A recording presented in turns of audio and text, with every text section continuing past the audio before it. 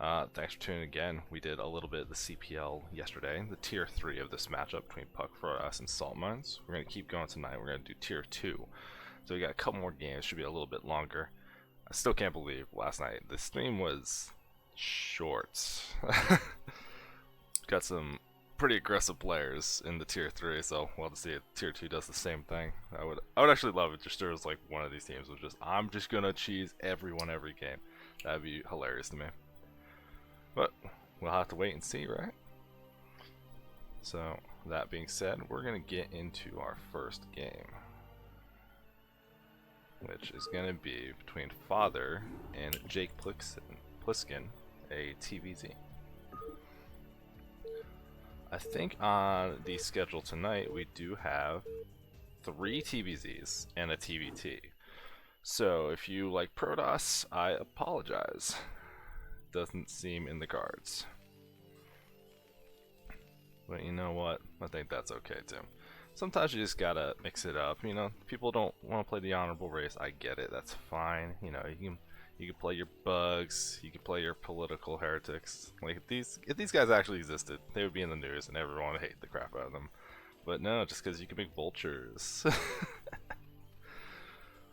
But that's okay. We got Jake Pliskin in the blue Zerg over in the bottom left. And we got Father in the top right with his Terran.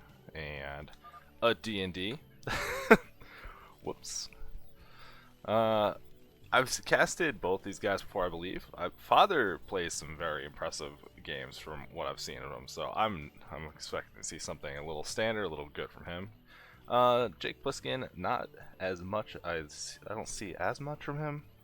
I think I might have casted one of his sets, and I know him a little more for being a little vocal about the training environment being a little difficult this season. So let's see if he's doing something standard, winging it a little bit, getting crazy. You know what? You never know what's going to happen, right? We're on cross game, a little bit of an aggressive map, short distance. It's 2 players. No, so if you want to do something a little nutty, a little bit. Oh, I can't afford to not scan my opponent in time. This would be the map to do it on. And Father, not being concerned at all, does not wall in. Which, last couple of games I've seen where it's like, oh, they're not walling in. That's interesting. It has bit people in the butt really hard. So, let's see if it happens here. Doesn't seem like it's going to, though. Jake taking that 12 hatchery instead of going for an early pool player or anything like that. And say another drone, so he's going to get that scout on, make sure there's no kind of cheese or anything crazy going on. But Father being pretty standard right now, just getting that barracks, queuing up a couple SCVs, because you got the time to do it anyway. So I'm guessing this is going to be some kind of early spam build, especially the way he's like queuing up the 15 SCVs, right? I would assume you're not planning to get a gas right away, just start your unit production, get your command center down, maybe a bunker or something like that. You have a pool and a gas on the way for Jake as well. So the big thing I'm looking for is when is he going to put down that 3rd hatchery, if at all. Like, I would actually love to see if someone wants to go to hatchery here and get things going. Father, not concerned even a little bit, because he scouted, he saw the 12 hatchery, sees where the pool is in production. Doesn't need to start building a wall or bunker or anything, just immediately gets the command center down, wants to get things going there. Don't see anything unusual from either of our players just yet. Father gonna be able to get tons of scouting information until the links pop, and even then, until you get speed, like, you really can't stop this SCV from doing anything. Meanwhile, this one Marine with his gun that you can shoot drugs into, he's gonna stop lots of stuff.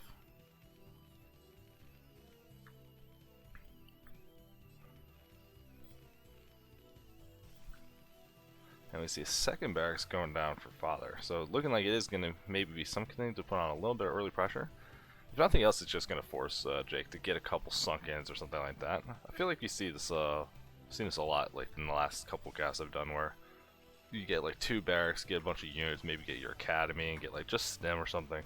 You can move out with like a control group of stuff, and then like Zerg has to make some units, they have to be ready, and it kind of hits that timing right when they want to start making mutas. So. But it hits a little bit early, so that way they can't just save all their stuff. Either you have to make a lot of sunk-ins or spend a larva on lings or something like that. We do see that pretty quick lair, and we don't see that 3rd hatchery, so it does seem like it is going to be some kind of 2-hatch play. Hopefully mutas, could be lurkers as well, but it's usually mutas for 2 hatchery. And meanwhile, we're starting to get that gas in the way, so if you wanted to get those infantry upgrades, they'll be coming up soon.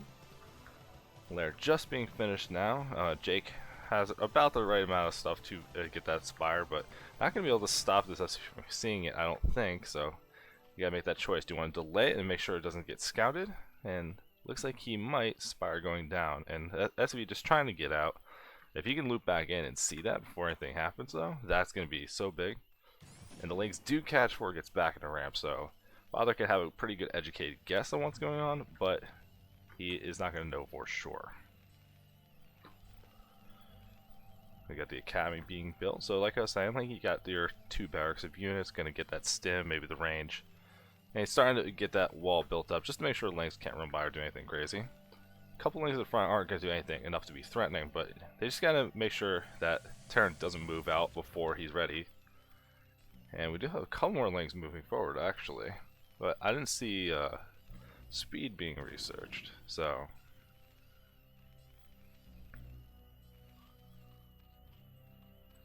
Spire nearing completion. Lots of links being made here. Now, with a bunch of Marines already ready and the bunker completed, it's going to be a little bit difficult to try to force your way in, but maybe when the mutas come in as well, they can get in and get some damage done. eBay going down as well. Going to be able to start building turrets. Should be in time to stop the mutas from coming, especially since you see the 2 hatcheries. You didn't have to see the spire, but either way you would want turrets. Detection for the front or to stop mutas up at the back. We do see plenty of turrets going down. Even one covering the barracks. That's kind of the spot I always look at. That's like if you're going to start abusing mutas, that is one of the things to look for, because everyone knows to put turrets in the mineral lines, but the one to cover production can do a lot of damage if you can like get your opponent's units in position where you can start abusing that. And we see Father starting to move out. There's a lot of links here, and they have burrow. Oh, that's freaking awesome. Father gonna have to be careful. Doesn't want to push out too far, so I'm not sure if this is just hoping that it will walk over and get instantly surrounded, or is that like gonna be some kind of backstab if Father moves out instead. We got the mutas on the way. Just 5 at the moment, 6th one catching up. So the big thing with this kind of play is that you don't have quite the punch. If you do like 3 hatchery, you get your 9, then your 11, you can actually fight the turrets really effectively.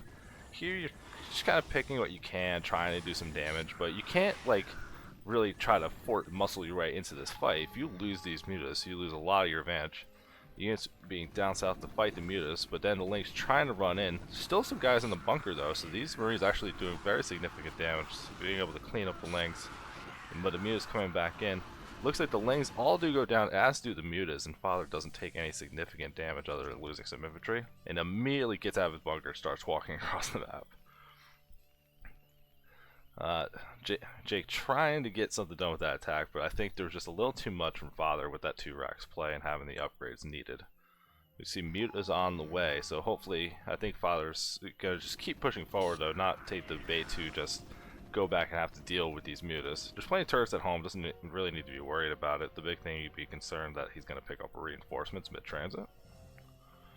But there's no links or no sunkens or anything, so if it's basically just going to be these mutas and their ability to micro to fight the stuff from Father.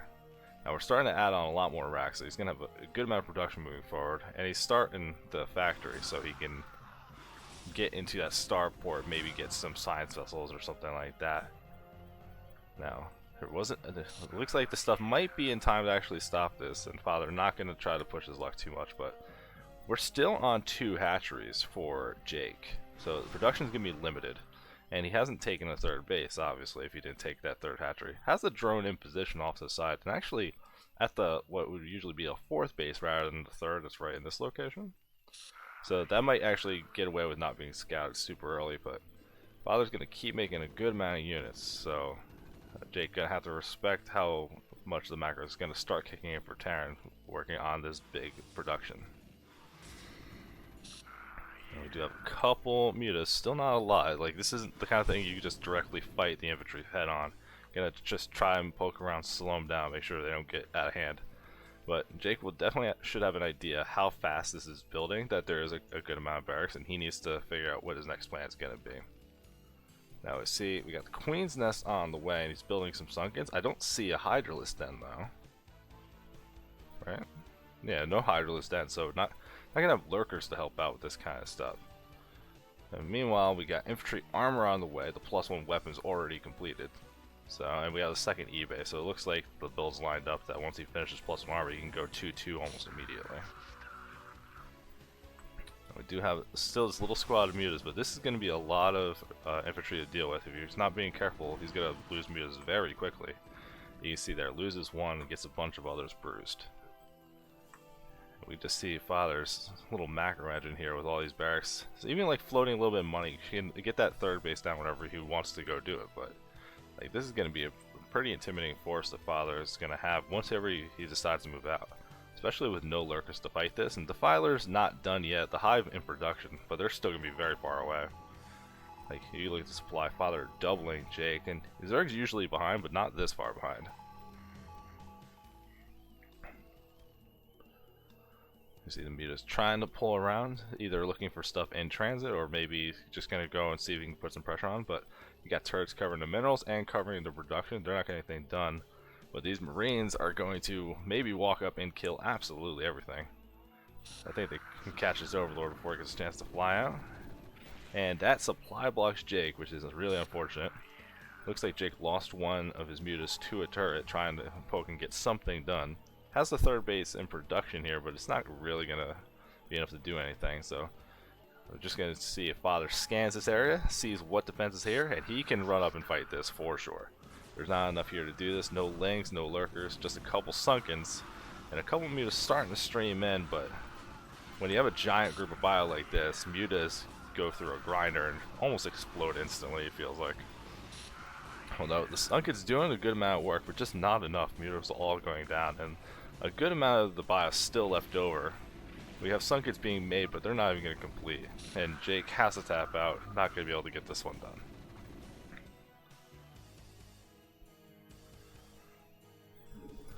I like the attempt for the 2-hatch muta. I've been waiting to see someone try to do that on the map. It makes sense to me, but just doesn't quite get it done. What is this? A cast for ants. You know what? You want to send me? You want? If you want to send me something like a widescreen monitor, I'm not going to use it. This monitor works great. It's just square. I don't care. I'm zoomed out pretty far. Yeah, I'm just trying to keep an eye on everything that we can see. Makes it a little easier to see what's going on, especially like when they're at the natural and they're trying to poke around. You see the mutas over the edge and lings at the front. Like, I'm doing my best here, okay?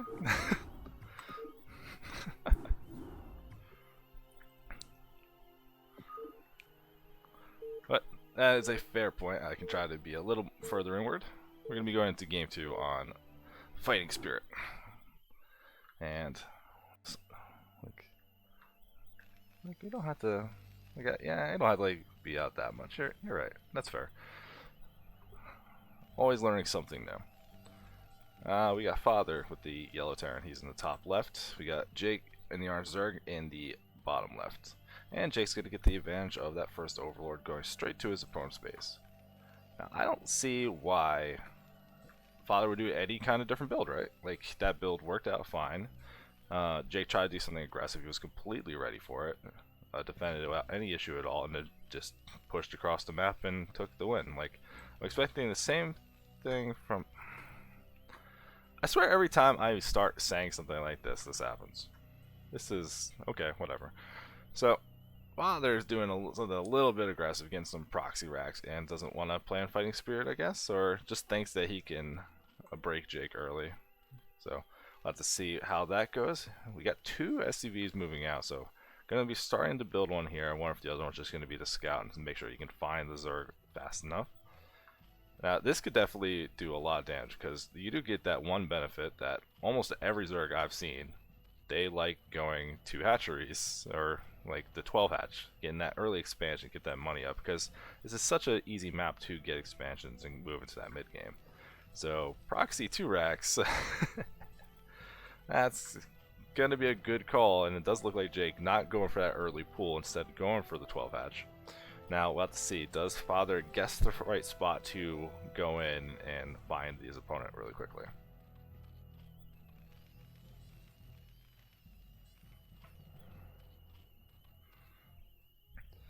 Got the first drone moving out from Jake, and looks like we're gonna see. Is he going to the middle map to see what's going on, or? And it looks like he is. So he's gonna see this coming. We're gonna see what the reaction is. The spawning pool's still not started yet. Just about to have the money, and sees the proxy. Father acknowledging that he sees it. Okay, I always like when players can have a little bit of fun like this. It's not just like him going, "You little piece of." Alright, so we're gonna see what is the reaction gonna be. We got the spawning pool on the way.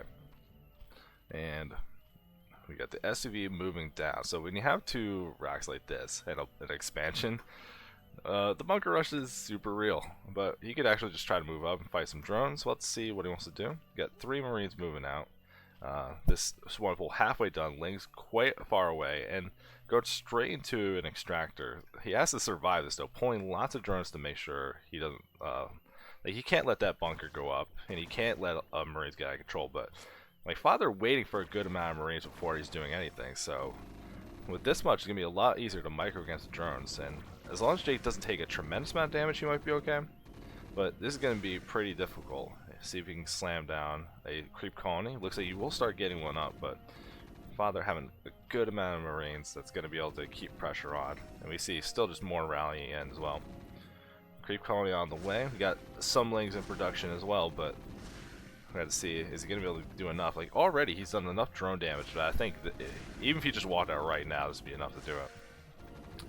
It looks like right now Jake on a singular drone gets some Lings that are going to come out, and even those are going to have trouble with the SCV's body blocking for the Marines. And that's it. A magnet for cheese. That's apparently my life this week. So, you know what? You don't have to just BBS.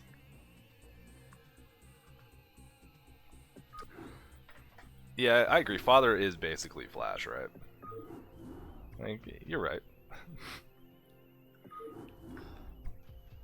I haven't sat down and watched little Flash tutorials, but like I watched the Bisu like talking to his chat and stuff, and some of these pro players are just so hilarious.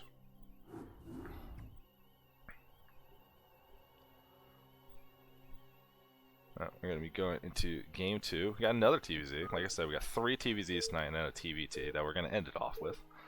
And, you know, because TVT is definitely the hallmark matchup that everyone wants to see, right?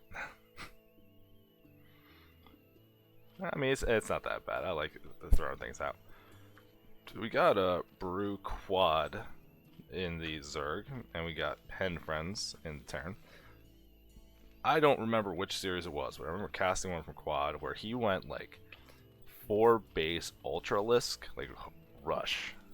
I think it was either like ZVT or ZVP. It doesn't matter. Like, he does. It seems like the builds I've seen from him, he does a little more unorthodox stuff. So definitely excited to see what he's going to be up to here. Pen Friends, can't recall off the top of my head. I'm trying to remember a lot of these guys because, especially when you only have a couple teams and you're doing a cast or 2 every week, like, you can start seeing names and starting to get familiar with styles. But it's easier if like it is someone like Quad that's like, oh, I remember that game. That game was nuts, and then I might have cast some from Pen Friends. And maybe if I can't remember, that just means they play standard, which is awesome for watching tier 2 stuff. That gives you that good learning experience if you want to watch it just to get something going. Pen Friends also electing to not wall in. Has there like been a meta shift on this map? Because I feel like a lot of people used to wall it in front of their natural, right above the ramp, and then do that early expansion, and then they can get the bunker going and stuff. I remember seeing that a lot earlier, like in the season, and now you don't see it as much. And I'm curious what made that change happen. Quad looking like he's going to start with the 12 hatchery instead of going with some kind of early pool. Pen Friends just getting that first racks near his base. Doesn't always have to be, as we just saw, but this time getting it near his base. And Pen Friends going for a very quick refinery, so maybe some kind of factory play or some kind of mech. So that'll be exciting. Definitely something I'm not used to seeing on this map.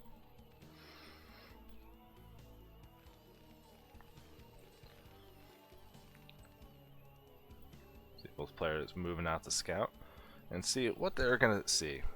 Brew Quad starting that pool, not trying to eke out an extra drone or do anything a little more economical.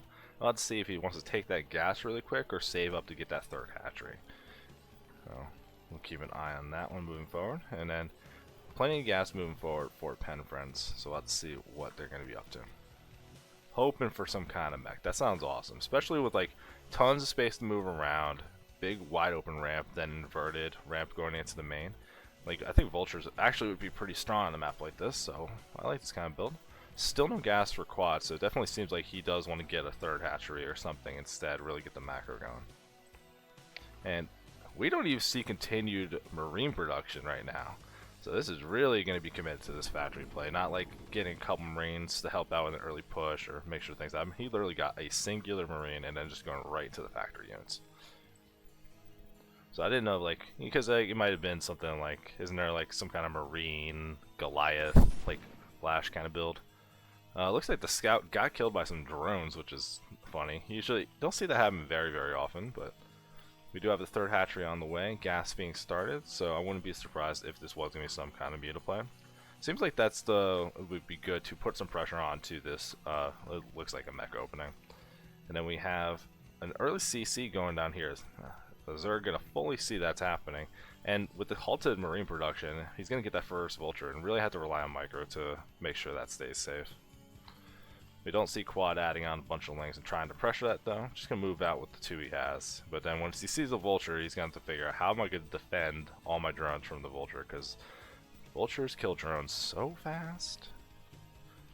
Like it's we're not gonna get into how unfair vultures are, but you know what, they're kind of ridiculous. I think we can all agree. Like these things are gonna be nuts. They're looking like they just passed by each other. He's just gonna let the legs go into his base and have this one marine, and then there's, oh, we're not even getting more vultures, we're getting a machine shop instead. So but we do have enough marines to stop these two lanes without any trouble really. Quad does get that first sunken colony, so this is going to be difficult for the vulture to actually run by and do anything. Takes two shots and can't even really pressure. I think he might have just gotten a glimpse of how many drones might have been there, but that's not particularly good intel. Like you can assume there's going to be a little bit. We got the lair on the way and that third hatchery completed. So the thing we can keep an eye on is if he goes into Hydras, or if he is going to go for that muta play first. Seems like he is going to go for Hydras. They are pretty good against mech units in general. And we got the machine shop completed, but nothing being made out of it yet. No tanks, no upgrade. We do have an armory on the way as well, so maybe this is going to be that Goliath kind of build. And we got a little repair on the vulture just to make sure it stays reasonably safe. Sunkas do a lot of damage very quickly to that kind of stuff, but I mean SCVs can just repair them right back up. Vulture and Lynx pass each other again, part 2. But this time there's going to be more in the way, and I think Lynx just trying to get a little scouting intel. Don't get past the bunker though, so they're not going to see if there was that second gas or not. Don't really get a unit count going on. Nothing like that. And we got turrets on the way already for Pen Friends. Spire is just being started, so you would have a little more time for that, but better to err on the safe side of caution, because we did see Quad go for Hydras first. So I think you just wanted to get some Hydras going. That would be some good defense in case there was some kind of mech push. Hydras being pretty good against this stuff, especially early on. As you see, the one vulture just kind of hanging out, and we'll see if the Hydra wants to fight straight up. Looks like the vulture gonna have to back off a little bit. Don't see any other hatcheries being laid down yet or an attempt to take a third base, so we're going to see what Brood can get done with these mutas moving forward. Now we do have infantry weapons being upgraded and siege and vehicle plating. Definitely a little grab bag kind of build. I don't think I've seen stuff like this too often, but I'm excited to see where it goes from here. Second barracks being added on, so it looks like it just might just be like marines and tanks. I'm still very surprised though with how fast he got the factory, and then he hauled marine production, but he's going right back into some of that stuff. Now we do have mutas on the way. No turrets started yet at the natural expansion. Here we put some stuff to help defend the base in this main, but didn't really get anything going there. I'm actually still a little surprised to have the vehicle plating. You figure if he's getting Goliaths and you're suspecting mutas at all, wouldn't you want to get the anti-air upgrades? Because the rockets from Goliaths get a lot of extra damage per upgrade. And we see some double evolution chambers looking like going to be able to really reinforce and make sure those Hydras are good in the mid game to fight some of this mech unit moving forward. We have some Lings moving out as well, seeing if there's a third base taken from the Terran, he can try to abuse a little bit. But Terran being very comfortable hold up on 2. We're going to see what we can get done with some of these Mutas. We got Flower Carapace started instead of attack. And we do have the Goliath missile range in production. That's going to be nearing completion soon. So these Mutas might have a hard time getting any kind of notable advantage. We do see the drone moving out, looking like this is going to be the window for Quad to take their third base that they want to take. And see where things go from here. We've got plenty of Mutas, and it looks like we've got Carapace being upgraded for both types of units, not going into the range or attack upgrade just yet, even though it does have the double evolution chamber. And we're finally getting that second gas going on, really just getting a whole lot of stuff going down. Looking like this might just be some very scary 2-base push for Pen Friends. It's going to have plenty of upgrades, it's going to have stim, a couple Goliaths, a couple tanks, just a little bit of stuff, and it's going to do a lot, I think. And with this many turrets being made at spots that are really going to actually help defend things, like the turrets here defend the mineral lines and also defend the production pretty decently. Let's see what he can get done with his group of mutas. Definitely starting to move up into a pretty decent number. Having that like one solid control group you can micro without too much issue. But all he really has is mutas, so if he overcommits over these turrets, or if he goes into the range where Goliath can really start getting things done, he's going to be in a lot of trouble. Trying to catch some of the reinforcements, and we see stuff moving back here now. Here's the Goliath being able to really start to bruise up the guys a little bit. With that extra range upgrade and the Marines protecting it, it's going to be hard for the mutas to really combat that. And Quad just kind of backs off, doesn't want to like leave himself open to a strong push. Wish he can get vision of exactly what he's going up against, but he did see the amount of Marines and Goliath, so he should have some kind of idea of what to expect here. But it's really going to be if he's ready for the tanks and going to be able to stop the siege up the front, or at this third base, if depending on where Penn wants to move. We do see Penn moving out to being in a map. He has weapons upgrades for his vehicles in production, but won't be really ready in time for this push.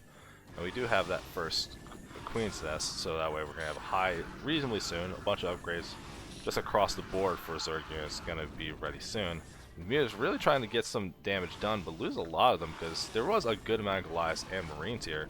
And we still have plenty just moving forward ahead of time, so the really strong point Quad had was these Mutas, and trying to intercept some of the moving units, lose a lot. And there's no lurkers on the way or anything. This is going to be a very difficult push to hold. Yeah.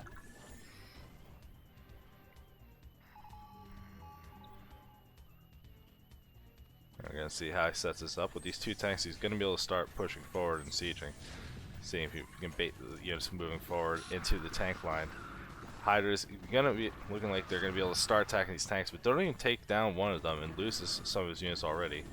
There's one sunken, which isn't going to be too bad, but forcing the Zerg back so you can get a good position.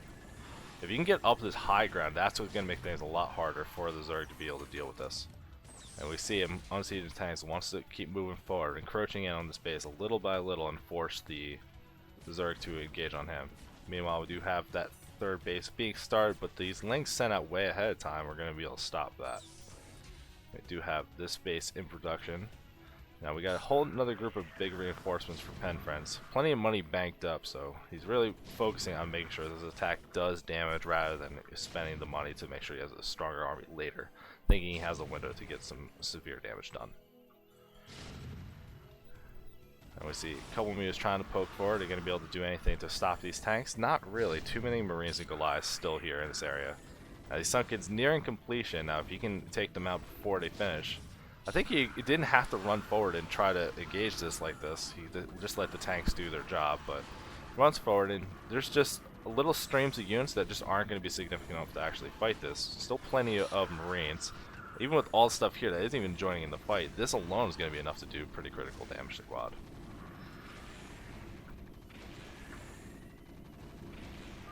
And I don't think it's going to be enough. Quad taps out, and that was definitely an interesting build from Pen Friends.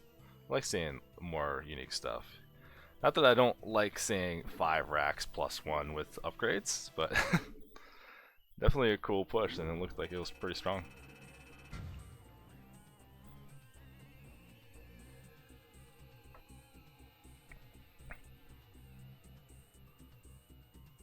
Okay, well, our turtle knows what's up with all Terran stuff. I'm a Frotoss player. I don't need to know builds or strategy. I make units. Zealots are my strategy.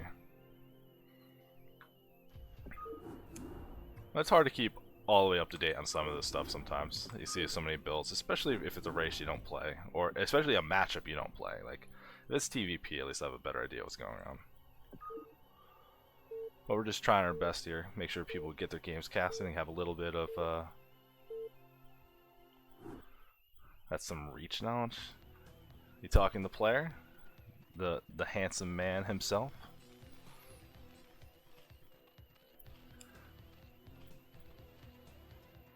Oh, we got Quad up in the upper left, and we got Pen Friends in the right, and Zergs 2 for 0 on Fighting Spirit to find their opponents on the first guess, lucking into it. I mean, it's always just a little RNG, because it's not like none of these guys are making the hard call. It's like, I think he's down. They are just moving towards their opponent's natural. Which, if you're like a really new player, then like you get into this kind of spot with Zerg, you're like, I don't know where to send the first Overlord. If you have a choice, like the natural expansion is here compared to here, you'll find it faster, so you would move towards this one. Better chance of actually seeing something. And already a little bit better than last game, the Terran's up to 8 supply and hasn't moved SCVs in the middle of the map to build a bunch of barracks, so looks like we might have a more normal game this time. Still not electing to wall in, either at the front or at the base of the ramp. I'm actually, if I ever get another Terran on here, I gotta ask them what makes them decide if I want to wall or not wall. Like, I know in like some other games, like Starcraft 2, this consideration's a little bit better because like you can move them up and down, so it's not like as free a decision here. But I feel like that extra safety, it's so hard for me to justify not wanting it, right?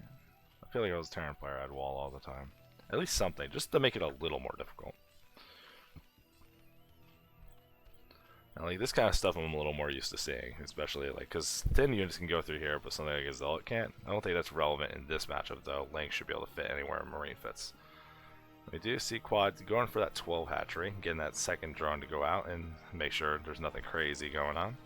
See where he scouts at, if he goes to the middle of the map or just immediately to the other bases. And looking like he's going for the middle of the map. The Zerg's scared of the Fighting Spirit cheese. This time doesn't see any barracks in production though. And Quad getting down that spawning pool. We'll have to see if he goes for that early gas or again for like that 3 hatch kind of style. Barracks nearing completion for Pen Friends, so we'll have to see what are they going to do from here. I love seeing like early expansion builds here. You can set up the little wall with the bunker so easily here. I think you doing that 1 racks expand, it makes so much sense here. Especially since you like almost all the time Zerg wants to do the 12 hatch and move into the mid game, so you can just move into the mid game with them. And then it's just you take that macro game, and then you have that third base that's so easy to take as well. Like Terran gets into a really comfortable spot without too much issue. And Pen Friends is going to be doing that, just a little simple 1 racks expand. And then see if he wants to go into gas, more barracks, or if he's just going to get a little bit of a wall and some bunkers up to keep things safe.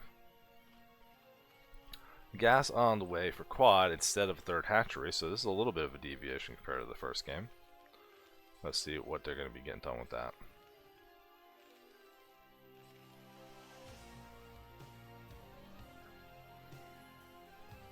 I do have that hatchery here.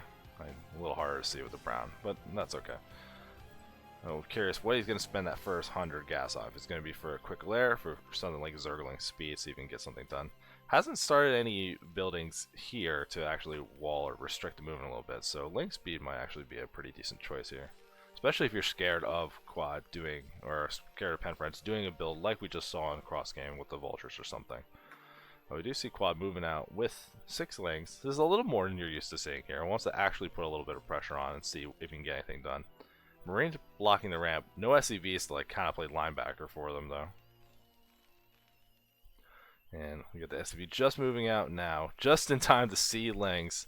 Bunker gets started, but Langs are going to make sure for sure that doesn't happen. See if the bunker actually gets canceled or destroyed. And the command center nearing completion, but this could be a little bit dangerous with nothing really here to support these. I mean, there's definitely plenty of Marines, but no buildings, no bunker, nothing. SCV gets and sees what's going on with the Zerg base, and we do see it as that reasonably quick lair. And we got a couple links moving out. Marines moving forward, see if they can pick off the links without too much issue, and it seems like they can.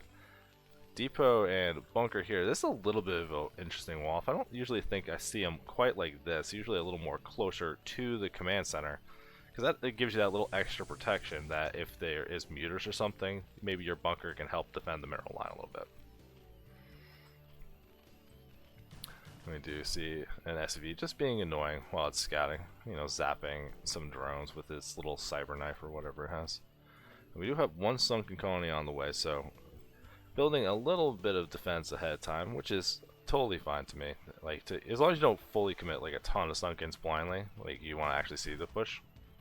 Now we do see from Penfriend's factory on the way and an armory, so looking like maybe a little bit of a different path in the early game, but looks like the same build. And we have actually 2 factories this time, so instead of getting extra barracks, so maybe this will have a little bit of a different unit balance.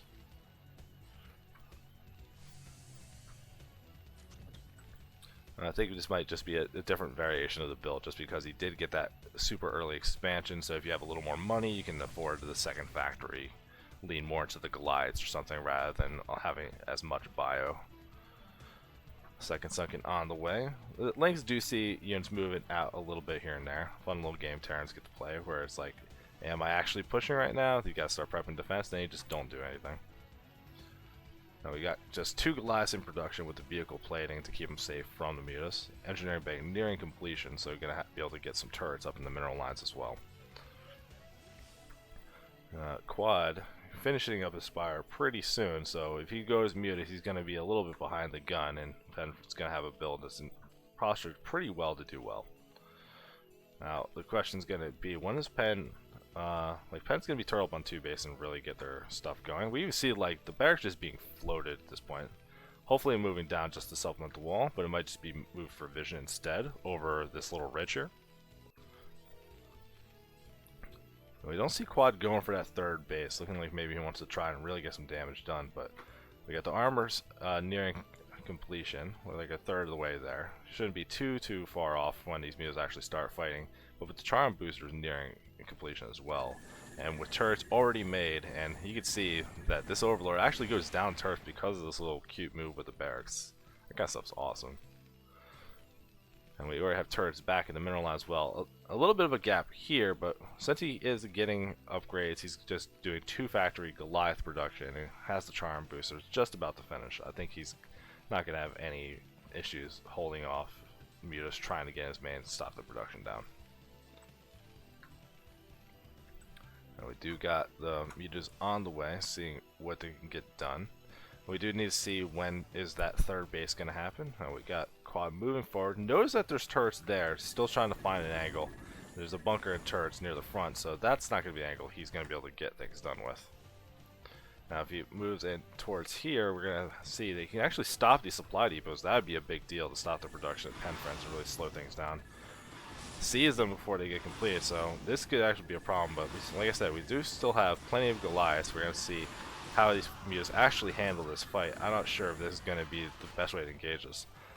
I think some of the bio went down, but almost every Goliath still standing, loses a good amount of the mutas, and that's not a good trade for the Zerg player. Meanwhile, he did start that 3rd base down over here, so he's at least getting something done with it. Goliaths, while being good against mutas, not the most mobile unit in history, but we definitely just see a very similar build to what we saw before. Plenty of racks being added on, getting the upgrades for his Marines, and then he has 2 factory production, so he can keep up with tanks or Goliaths, whatever he wants to do. Seems like Penfriends definitely favors this kind of style, going for this little biomech stuff, which that's awesome. I'm down for that. It's a little bit unusual. Quad still doing like little tiny fundamental good stuff, throwing lengths kind of everywhere, getting a really good idea of what's going on with the Terran's expansion path, but it's gonna be hard to do much with these mutas between all the turrets being made, how defensive Penfriends is actually being, and then having to fight through into ranged Goliaths. This is going to be very difficult. You got +1 infantry weapons near completion. Oh no. Oh no. That's not the angle you want to be going into. We got the weapons on the way for these Goliaths as well, which will add substantial damage to help them deal with these mutas. And we gotta see what's Zerg's next step to get out of here. He is getting his Hydra's movement, so he's seeing enough Goliaths where he's actually going to invest in Hydras as a fighting unit, not just something that turns into lurkers. And we do have Overlord movement being researched, just some general upgrades for his units, getting some various carry paces to keep his things a little more alive. And he's starting to set up this base down here.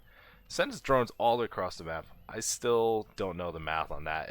I know transferring drones from like here to your natural's worth it, but a couple drones all across the map like this, I don't know if the math actually says that's like really significantly good. Now we're gonna see Quad is gonna be able to see a lot of these units, losing these lings almost entirely for free, and then these mutas as well. This is gonna make this push so much harder to hold. You know, we don't have a lot of tanks or anything. It's just a lot of Bio and Goliaths moving forward, but since the Lings got killed so quickly, and then the Mutas have already been kind of bruised from his attempts to harass, like, this is going to be very difficult. He's moving a couple more drones. Like, this is amazing to me that he's doing this kind of stuff. Like, thinking about how he's going to get saturated on his next base while he's facing imminent doom at his natural. Let's see how slow we're going through this. Looks like a very similar setup to last time. I'm going to see the tanks just slowly push their way in. So much anti-air here. Now, if you like, there's just mutas here in Sunkens, and there are a couple hydras. Like, tanks are going to be the biggest force to actually shut down all of this. Be able to siege up into here, be able to destroy hydras as they move forward. And then you just got this giant wall of bullets that's going to be so impossible to move through. You see him moving up these siege tanks to get into position and actually siege this up. There's so many units here for Terran. I don't know how Quad's actually going to approach this without losing everything almost immediately. There's, see a decent amount of mutas here, but like you have 10 mutas to 10 Goliaths with a ton of Marines also, and the Marines have been getting upgrades as well. It's not like there's nothing here, and he's already rallying plenty of extra stuff. Like, this is just a really well balanced army to fight something that's just very mutalisk heavy. But Quad does have to make a move soon. Like, you can't, if you lose all these Sunkens, at some point, like, you gotta pull the trigger. You can't just keep waiting for these siege tanks.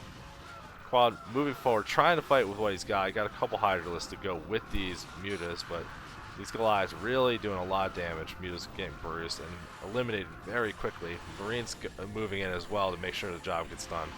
And Penfriends has the bulk of his army left. Quad left with almost nothing and has to get out of this one as well.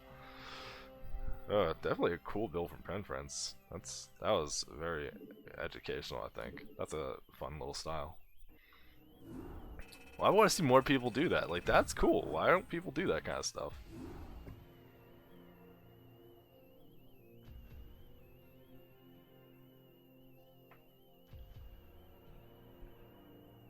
Don't I usually have a coastcaster? I usually don't have a co-caster. I ask like every time I set up a cast. I'm like, hey, I'm casting. Who wants to join me? Nah, not really. We were thinking about maybe having someone join me for this one, but it seems like he's busy or practicing. So, and it's playoffs time. I understand people not wanting to have the time moving forward to cast some CPL games. Maybe I'll be able to get a little more help with this kind of stuff when we start casting playoffs instead of regular season, since the games have a little more hype to them.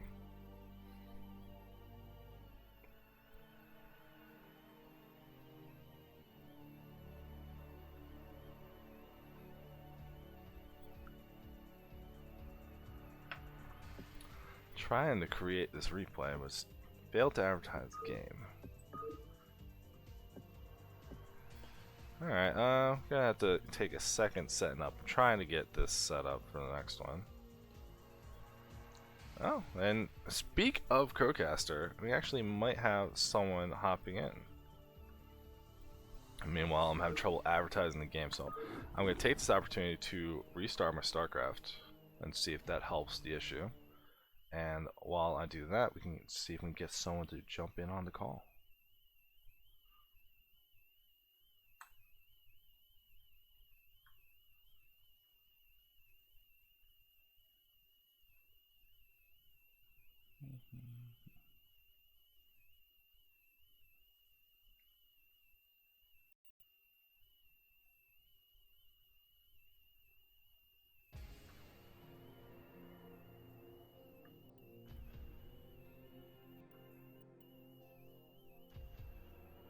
Sorry for the little delay on this one.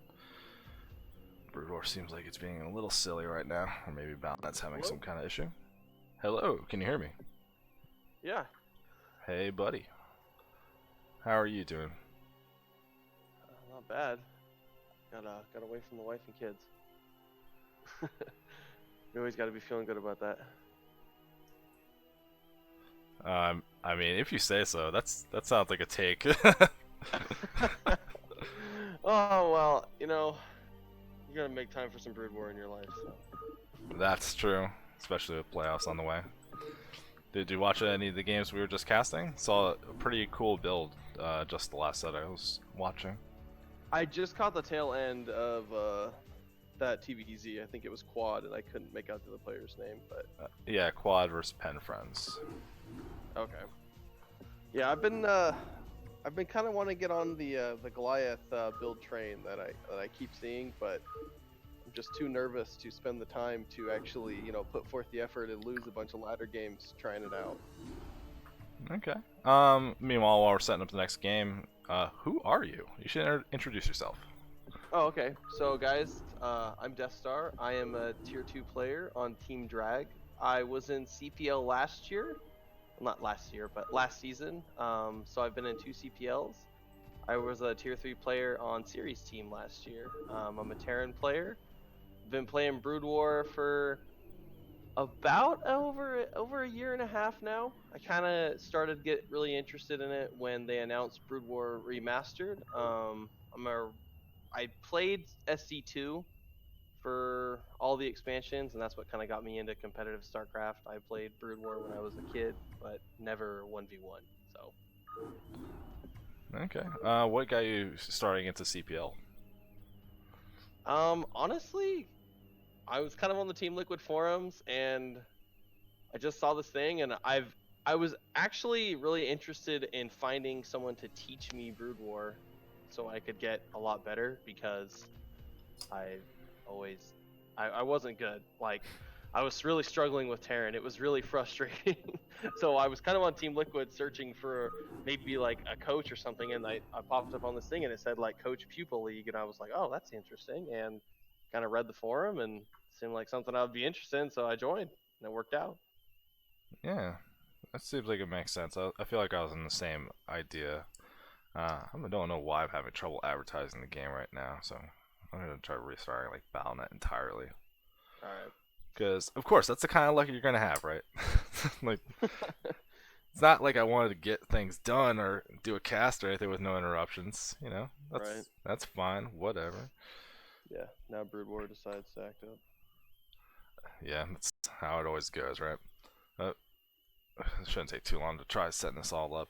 I know people have been having issues with Battle.net a little bit recently, like really big queue times on ladder and all sorts of weird stuff. So hopefully that's not happening now. That would be annoying.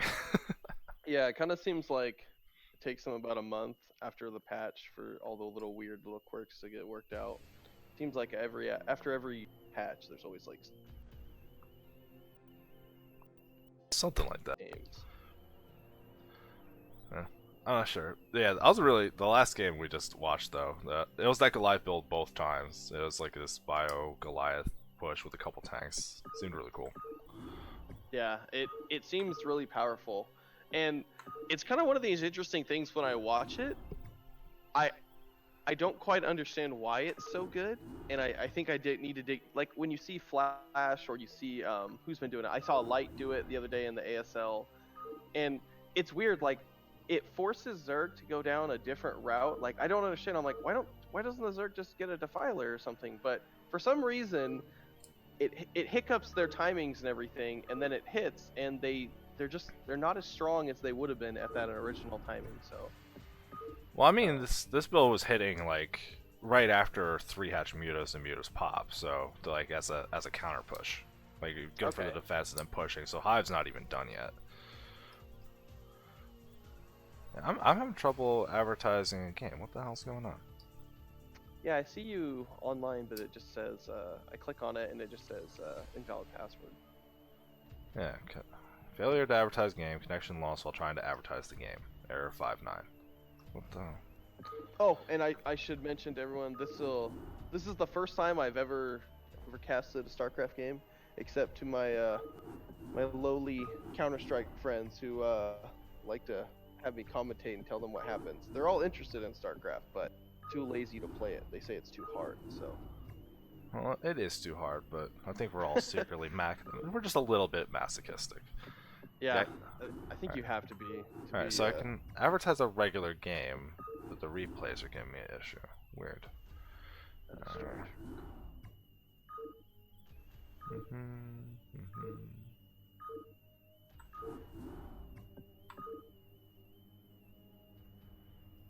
Yo, what is this? I just did 2 games, like 2 sets. What is going on?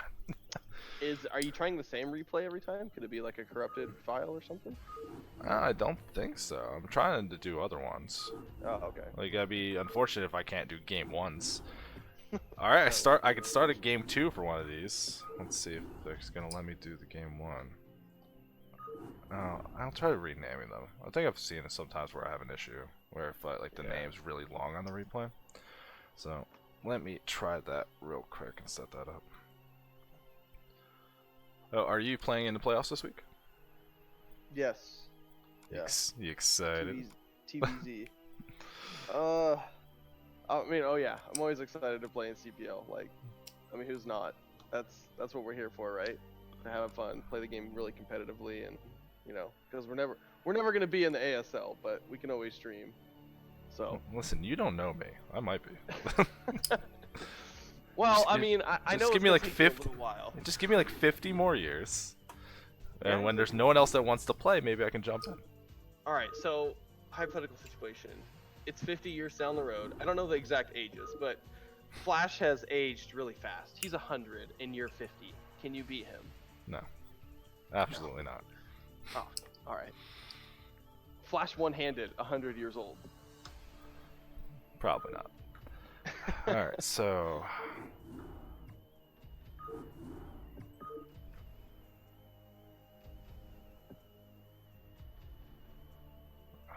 Trying to figure out what's going on here. I could start one of the. We got two sets of games left. And I can start one of the 1 maps, and that's it. That's really weird. Yeah, I've never had this happen before. Failure. God. Alright, I gotta see if I can figure something out for this, because that'd be weird. It's like, coming in, you're doing 1 game, then we're done. I guess that would be an easy way to ease you in. It's like, no pressure, it's a single game. Right? Oh, man. So, try this.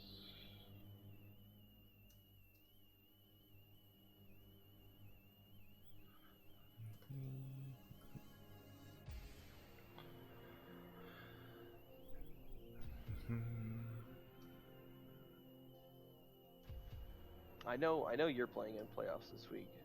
Do you have a PVZ? Yes, PVZ. How do you feel about PVZ? The state of the game right now. I think it's a fine matchup.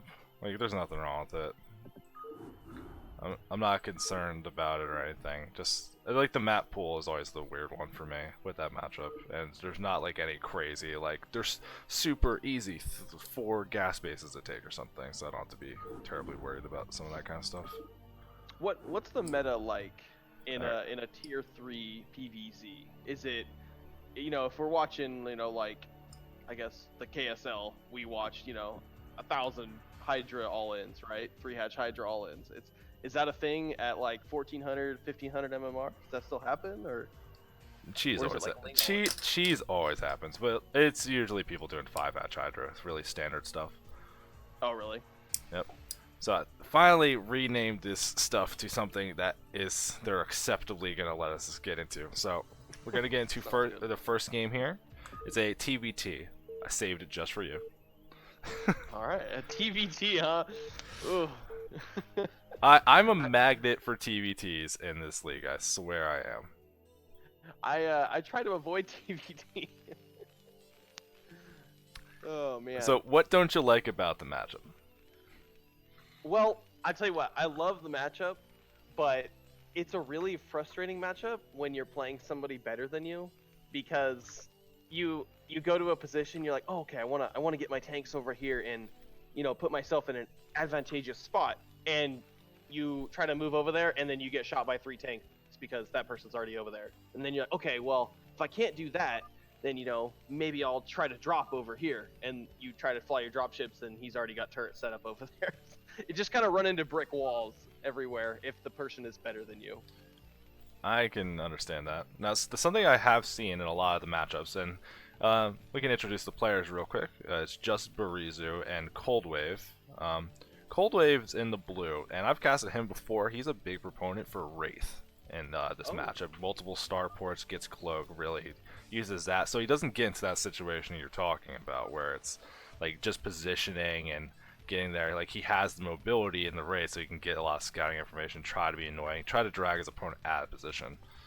So, like, how do you feel about doing these kind of, like, just not standard factory builds to do something a little bit and see if you can get something else done? I like Wraiths.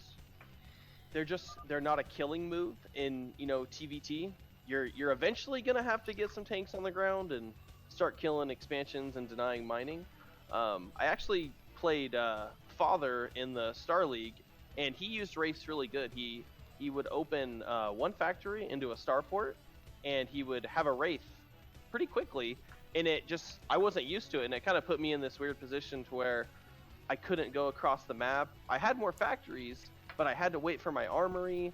So like all my timings were kind of mixed up. So if Cold Wave goes for a quicker Wraith here, I kind of like it. I don't know how much I like it on this map, just because the one Wraith or the 2 Wraiths you could still kind of push, and you can send SCVs, and you could set up turrets, and you can contain them when they try to get out, where their third base is. I mean, I don't know if we'll see that, but I would, on this map, I think factory going up to like 3 or 5 facts quickly would probably be better than opening Wraiths here. But I mean, we already see a pretty big deviation in the builds. Cold Wave getting that early gas, getting the factory, and just Barizu just got his barracks and just going to slam down a command center. So already going to have a pretty big deviation of how these players are going to play. Cold Wave going to be able to put the aggression on. Yeah, absolutely. I don't ever do gas looks expands in TVT, so I don't know a lot on how it works and the timings and everything. But yeah, it looks like Cold Wave, he's just doing a standard. He's still mining gas. Was that 2 SCVs on gas?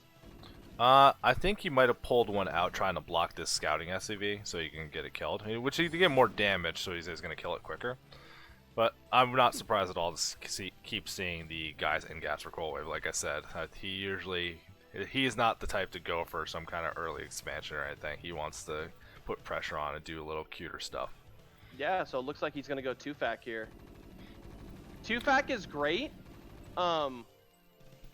Again, I don't know how good it is on this map, because you can't kill anybody on this map. He could set up a great contain at the bottom, but Borisu, he should have siege, and he should have his tanks out on the high ground, and you shouldn't be dying to a 2-fac if you're up on the high ground at your natural.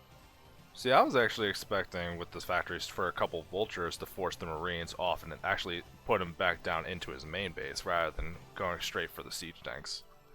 Yeah, and it looks like he's upgrading siege. He's building 1 vulture. Okay. So I think it's just going to be Cold Wave trying to set up and make sure he can get his expansion going instead, being a little more defensive. You see him move that barracks up to the front to stop vulture run-bys a little bit more. Let's see where these guys are going from here, and we already see Marizu immediately getting an engineering pay. Maybe he knows the reputation for Cold Wave. Yeah, maybe he watched the reps. Yeah. Possible. All right. I mean, I like it. I like if anyone's gonna do their homework. So it looks like Cold Wave's gonna move out here. 1 volt, couple Marines, a tank. Siege is almost done. Oh, Siege is finished, and he's getting mines. So I think he's gonna go for a contain here. I don't think I feel like Borisu's first tank is a little bit late here, and I think that might hurt. But Yeah, I don't see anything that's actually gonna really stop Colway from just running up here. He sees a couple Marines with the Vulture, he could just walk on up. Like, how are you gonna stop this? Even though it's a very small amount of units, it has to pull a lot of SCVs to try and defend it. Actually, but Colway not quite microing as well as he could. But we heard him say a little bit earlier on that there is a little bit of lag, so maybe a little unfortunate. Does kill all the Marines though, and starting to work through the workers. So it looks like this attack is doing some pretty decent damage. so here's the one tank. Let's see if it can be a hero and hold this. Looks like some of the units are bruised. It's gonna put a repair on it. That's good. He should be okay here. Yeah, once you have the tank being repaired, I think you're in a good spot. But that mine, yes! Oh no. Oh, that was sick. That was so good. So now we have the single tank harassing a command center, and we have Barisu getting a starport actually, rather than Cold Wave doing it instead. Cold Wave still hasn't started an expansion, still just on 2 factors. Really keeps putting the pressure on for the attack rather than taking a next step. Yeah, I see his factories. He had the Volts queued up. He has his tanks queued up. He's keeping up good production. Oh, so there's the one tank on the high ground. He's got the siege. So it looks like he's gonna survive. I don't think, unless Cold Wave scanned this and knew for sure, I don't think he's gonna run up there. Usually, for me anyway, if I get shot by one tank, I run away because I'm already scared. But yeah, we already see Barisu is going to have that little advantage of the engineering bay too, so he's going to be able to really start sieging things up before anything gets there. So it is going to end up being that contain, like you were saying. And I don't know, who do you give the edge to here? I like Borisu. He's got his 3rd FAC on the way. He did lose some SCVs, but not enough though. Yeah, not enough, and he has his command center up. Yeah, like Colby just started. If Colby did the command center during that attack and it was like completed right now, I would say maybe it's a better spot. But the fact that he's still waiting for it to even finish, he has plenty of units for this kind of thing. But this map, in my mind, already incentivizes you to do something like drops or anything because you have so much room to move around, and you don't want to be contained out here like this. So there's you can definitely like move out to like the 3rd and 4th base you naturally take, having just the one ramp going up to it. Seems like you can drop some stuff there, drop a tank or 2, and be enough to really defend a lot of stuff. And we do actually see the dropship on the way for Barisu, so maybe he's thinking exactly the same thing. Yeah, and I like this. This is how you get out of a 2-fac. When somebody 2-facs you and you don't die from it, go into drops. At least for me anyway. I go into drops and you just go fly over and you try to kill them, or you try to really hurt them. Put a couple tanks behind their natural or something, because usually your tech's going to be out a little bit faster. So, which is nice. So he's getting the drop ship. Let's see if he drops some vultures. I bet he does a vulture drop here. Yeah, I mean, we do see the one big advantage Colby has. His +1's almost already completed, and Barisu just about to finish his armory now. So very big upgrade advantage for Colby. Yeah, that's huge. Oh, looks like he actually hit ship weapons for a second, and he just starts his +1 right now. Okay, so looking like there's gonna be a pretty good advantage here. Now, in this kind of spot here, like, how is it gonna be for Cold Wave to like take a 3rd base? Because like with this contain out, it's gonna be hard for anything to happen. Like there is that vulture drop, like you're saying, starting to move out, see if we can put some counter pressure on. But like I think Cold Wave's kind of just chilled up and ready to just be settled in. Already actually has a turret to help protect his tanks as well. Yeah, if I'm Cold Wave here, I'm taking a 3rd right now. You don't want to. Here's the one thing that the pitfall that I have in TVT. When I get in this position as Cold Wave, I'm like, oh, he's gonna have to come out of his base. He's gonna have to come out. But reality, what's gonna happen is he's gonna drop you and he's gonna wear you down. So you need to leave a little defense at home for drops like this, and take a 3rd fast. Just start taking the whole map. Yeah, this drop's already doing very significant damage to his SCU production. This is awesome. And Barisu actually even scanned this now before going in, making sure there was no turrets or anything like ready to stop him. I would have liked if he actually saved a couple of the vultures, so that way he can keep the pressure on like at the main or something, because there's still like no anti other than the Goliaths. Very true. He did save the dropship, which is the most important thing. Yeah, I mean, he's actually building a set. Yeah, he's building a second dropship, so really kind of moving into this drop-heavy style maybe. Because I saw him, like, the way he flew around, the way he was scanning, he was actually looking to see if Cold-Wave took a third base already, and didn't see one, so maybe wants to be able to just keep the third base off by using drops or something else instead, and just to protecting his natural. With not quite as many units, but it's going to be hard for Cold-Wave to move out of his position and to walk into the siege tank fire. Yeah. Agreed. Yeah. I do like Cold Wave. He's placing mines around the map. He's got some vision. Looks like Orisu just dropped 2 tanks off up on the high ground up here. It seems like he's See how, elevatoring stuff out a little bit. Yeah.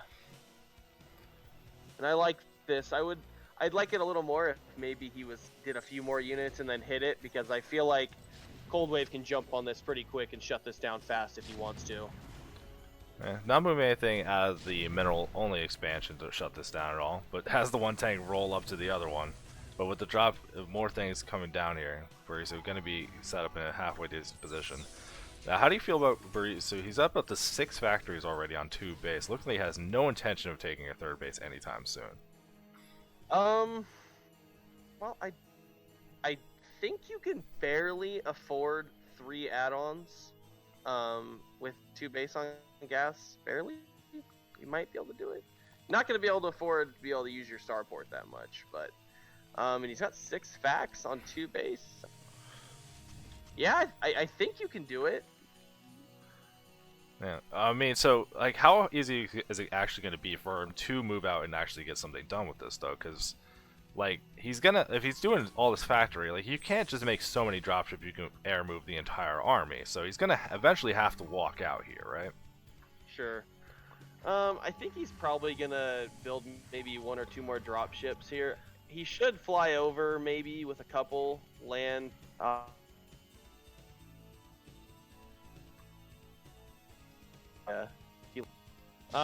think he's just gonna have to A-move out of here and siege up, and this is pretty painful. Kind of want to lead with your vultures a little bit, but not bad. Gained a little bit of ground. It actually cleans up the little contain pretty well for Cold Wave, and now has a nice superior ground army. Lots of units that's going to be able to put some pressure on. Oh, He was. yeah, we do. I heard a race shot. Where's that first race? It looks like Cold Wave did get a race, starting to put some pressure on the tanks. I like this. Yeah, this is why, if nothing else, just getting a couple raids, it shuts down the drops. You can start like poking at these tanks a little bit and force some Goliaths to get made. Like, that's why I think if I did ever play this matchup, I would want to do something with race. Yep, it's just this one unit that kind of makes the matchup honest. Like, just makes things more difficult. You can't just, once you get an advantage in factories, if somebody's building race, you kind of have to. You can't move into, positions with your whole army. You gotta have your Goliath support. It seems that way. I'm intensive. So he's gonna come down here. Do a little harassment. I like how he's taking his third. He's got his third up. His nat is nice and saturated again. Needs to put some SCVs back in his main. He's got a few rallied up there. Yeah, Burisu using this push out to finally take this mineral expansion, which, I mean, it's an expansion, so it's welcome, but it doesn't have a gas to it, so that's not quite nearly as good as the one Cold Wave managed to take, which we also took a lot earlier. So, when do you think you go from here, though? If you're on 3 base now, like, is this enough bases to really get a good ground army and just, like, look for that big mid-game fight, or are you really trying to establish a 4th as well? I think in Borisu's position, he needs to get another gas base. I don't think he's gonna have any timing to where he's gonna be able to walk across the map and go kill Cold Wave. With that 3 gas, Cold Wave should be adding on a couple add-ons here on his facts, and just be pumping tanks now. Yeah, a small thing that's going to end up happening. Cold Wave is going to have a barracks burned down, and I think he only has 4 factories made, or 5. So if he wants to add more, he's going to have to rebuild a barracks. That's painful. Yeah, But he needs to be getting more facts a little bit sooner, and I think I think it may end up hurting him here because I feel like now Borisu may have a timing where his army is bigger and it is stronger. If he does see an opening, he can walk through the middle of the map, and it would be a problem. Yeah, I'm actually a little bit surprised to not see that many mines laid out for either player in the middle of the map to like slow down this push. You can at least like walk them into certain lines. If you put a bunch of mines in the middle of the map, right, then they have to take one of the two side paths. And we already see like there's a couple on Cold Wave to the south, but nothing through the middle. And then he's got the units in the high ground up at that top way out of the middle only. So just a little surprised that he's not making a couple more vultures and just getting mines really all over the map.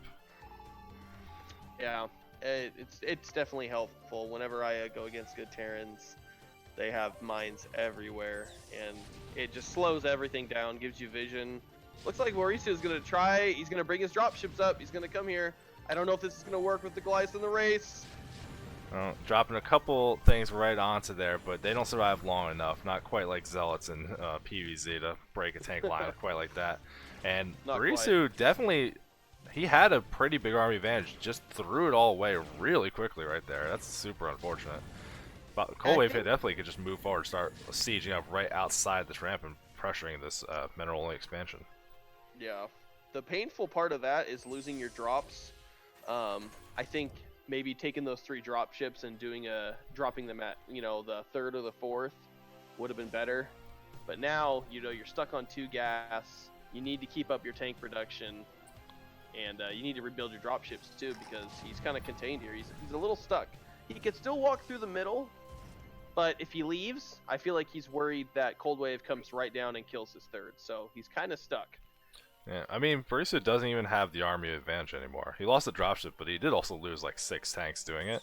And Cold Wave did get to that +2 weapons first, even though both of them really getting their upgrades going now. Still, Cold Wave had the advantage moving forward from how much earlier he got his armory in the first place. It looks like he's going 3 armories. I'm wondering, is he thinking about going? He's mining gas off 3 bases or 4 bases now. Actually, I think he's still got a little bit of gas left in his main. He's upgrading ship weapons. I'm looking to see if he adds more starports and to see if he puts the physics lab down and if he's going to go BCs from here. Because I think that's a great killing move. That's the way you win this game with the least risk. Yeah, actually, I'm very surprised for how often I see someone do like some kind of race play or something that I've never actually seen them transition into the BCs. Even to me, it makes a lot of sense. Like, they're pretty big units. Goliath takes a good while to kill them, and they can fight down tanks better than Wraiths can. So I've seen see people like have 12 Wraiths trying to kill turrets, like straight up. It's like, just get a couple of BCs; they'll do just as good. Oh yeah, yep. If you're on 4 gas, I really like the way Cold Wave is he's gobbling up the map here. He really is. He's taking it. Yeah, even like the little stuff, like how that 12 o'clock expansion that he's starting to develop, he actually has a couple turrets laid out there too. So even like that common path you might take to do a drop for Borisu is going to get caught out like that. You see Borisu trying to break out though, but Cold Wave having stuff in pretty good positions, and with the upgrade advantage is clearing out these tanks before losing anything significant. Yeah, really good trade for Cold Wave right there. It looks like Borisu did get his 4th, or he's taking it right now. He needs to get that other gas up really bad. He remade some drop ships. Oh no, the Wraiths are here, and there's no more Goliaths. Yeah, this is definitely going to be able to start getting some stuff done. Borisu trying to make a missile turret, but I don't think the Wraiths are going to let that one finish up. This gives me nightmares of my TVT. I frantically build turrets, but it ain't going to happen. And we do see Borisu moving out with a couple dropships along the south side with a couple of vultures in them. Maybe trying to get something back, but I think at this point, even if you lose a bunch of SCVs to a vulture drop like this, you're already at the 5 bases to 3, and the 3rd has like nothing mining at it yet for Borisu. You can afford to take counter harass. Yeah, absolutely. And now he's completely has control. He has total control of the 3rd base. And there is no tanks at this 4th, so this will be an easy kill for Cold Wave as well. Yeah, just moving up with a couple vultures and being able to fight these out. Vultures vs Goliaths, though, not quite the best matchup, but he's going to be able to clean this up without too much issue. Engineering big is going to go down from these Wraiths, so that's going to cut out the vision for Borisu too. I think he's going to be locked into his 2 bases again. And he tried doing a drop in the main, and he lost one of his drop ships on the way home. I mean, he might lose the other one if he goes near the wraiths. Yeah, he's out near in the race. He knows. There he goes. Oh, maybe. There we go. It seems that way. Yeah, the way Coldwave played this, early on I was a little bit concerned if he was going to be able to survive the attack from Barizu, but Barizu taking that one really bad engagement and losing so much stuff to that drop, trying to tank bomb the tank line, or whatever that was, like, that was just a move that really cost him a lot, and then he just lost all of them. Like, the only real advantage he had was the unit count. Yep. And I think that's one thing in TVT. If you don't think you can break it, maybe don't even try. Go somewhere else. Because, like I said, the middle of the map was still open, and he did have an army advantage at that time. So maybe walk through there and you know, make Coldwave think twice. Make him uneasy about where you're going with your army. Yeah, we do see Coldwave moving towards that. Now third, was at the fourth at the time, with a very significant ground army. There's no way that's going to be able to be defended. No. Looks like he's got 2 vessels here. Maybe we can have some magic defense matrices, but there's just no units here. There's no tanks on this high ground. If there was tanks here, then I could see a different story, but... Oh, 1 tank! He's gonna be a hero! No. You're ridiculous. There's no way. I mean, that'd be amazing, but... Oh, the double D matrix. And the repair. And I think Barizu knows, yeah. Yeah. Yep. Definitely GG. very well played from Coldwave, so curious to see how Barizu's going to adapt into the next game. Yeah. I want to see if Coldwave goes 2-fac again. I'll see what our next map is here. It's Fighting Spirit. We're on week 5. Okay. So, definitely a map they both know. TVT, this map's super important. Do not get contained at your the bridge going to the middle of the map. I have trouble for a long time. I set my rallies in my natural like I'm doing a TVZ or a TVP, and I try to walk out and there's 3 tanks holding the bridge, and you just can't get out. So super important not to be contained on this map. Super important not to be contained in TVT almost always, but this one in particular, everybody knows it.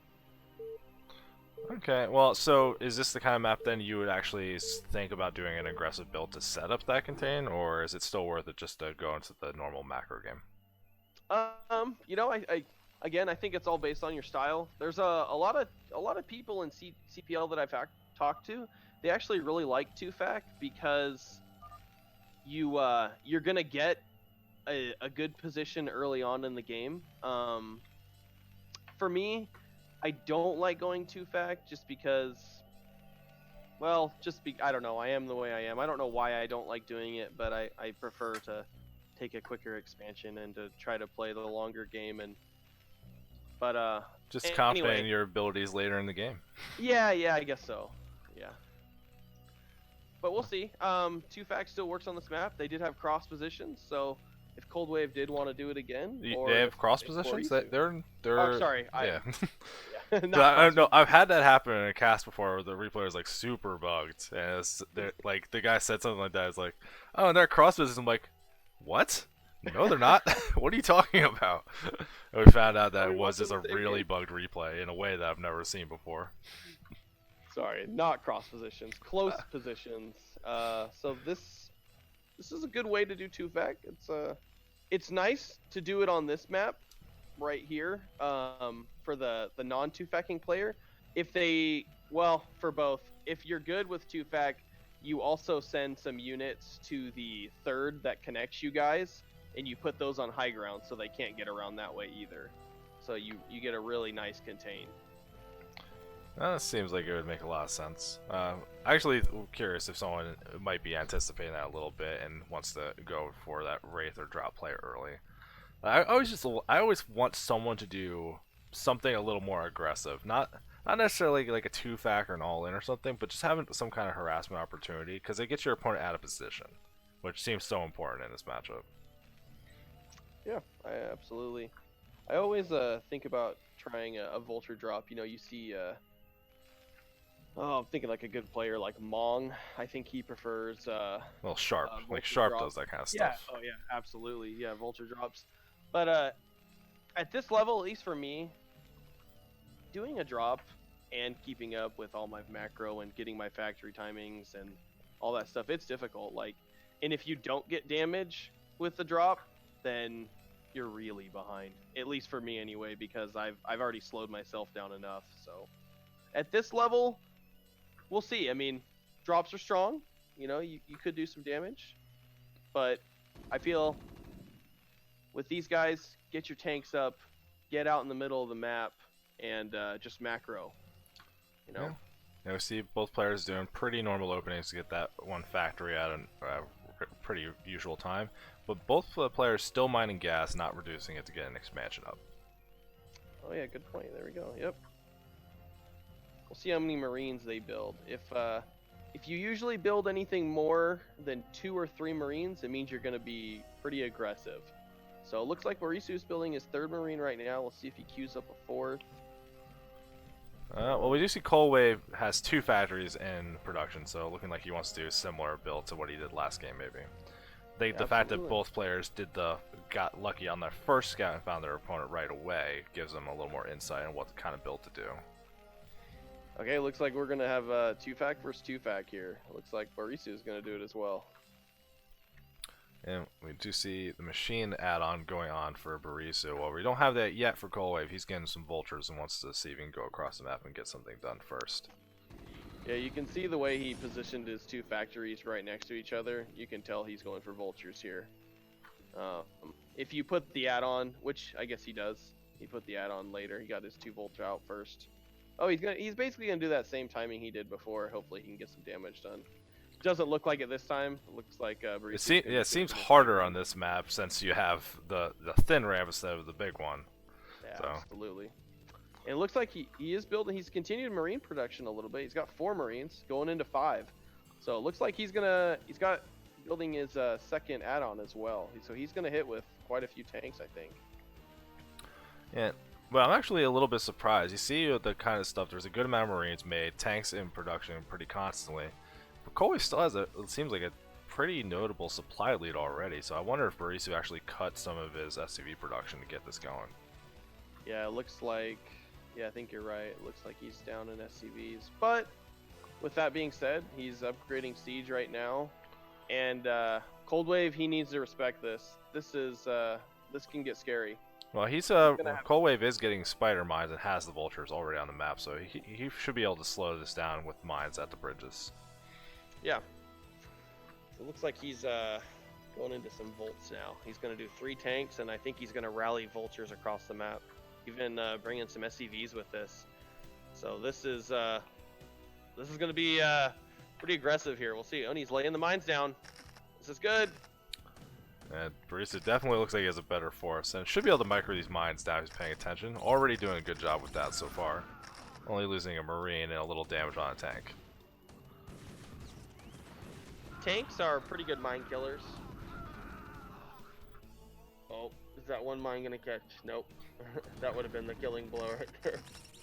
Well, He hit one tank in the back. Oh! And Barista doing some pretty good micro to actually clear these out without any kind of detection. Really pushing Cold Wave all the way back. Both Cold players Wave just and really Siege still making absolutely units done. though. Yeah. Barisu's macro is falling off a little bit. Neither player trying to take that expansion, so I think if Cold Wave just chills at the top of his ramp, he might be in a good spot. Because there's no like building or anything to get him vision to siege up into the ramp. All you gotta do is just let him contain a little bit, I think, until you can force your way down with your own siege. Oh! Oof! Wow! If Mauricio smiles, yeah, that's all you can do. When a mine like that takes out 3 of your tanks, No, there's definitely another reaction you can have to that. Like, it doesn't... Very much so. So Barisu now very significantly down in units. And since he only lost army, it's really showing how much he cut his SCV production, I think. yeah. Actually, that's honestly was there a little bad. counter harass or something from Cold Wave that actually got in there? I feel like he had more Oh, SCVs than he has right now. you know what? I think you're right. I think we both missed it because he brought 3 SCVs with him, but it feels like he's missing more than 3. Yeah. He is trying to And get that command center up, but there's nothing here to stop this vulture from stopping no, that production. This is no. gonna be And I rough. think as soon as Cold Wave sees this, how little units are here, he should be moving up his tanks and uh, trying to contain this bridge. How I was talking before.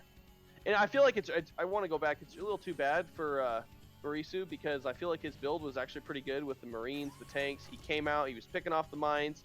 If that mine had not have killed 3 of his tanks, Cold Wave Siege was still not done, and he would have had a pretty strong contain at Cold Wave's natural and made it really difficult for him to take an expansion.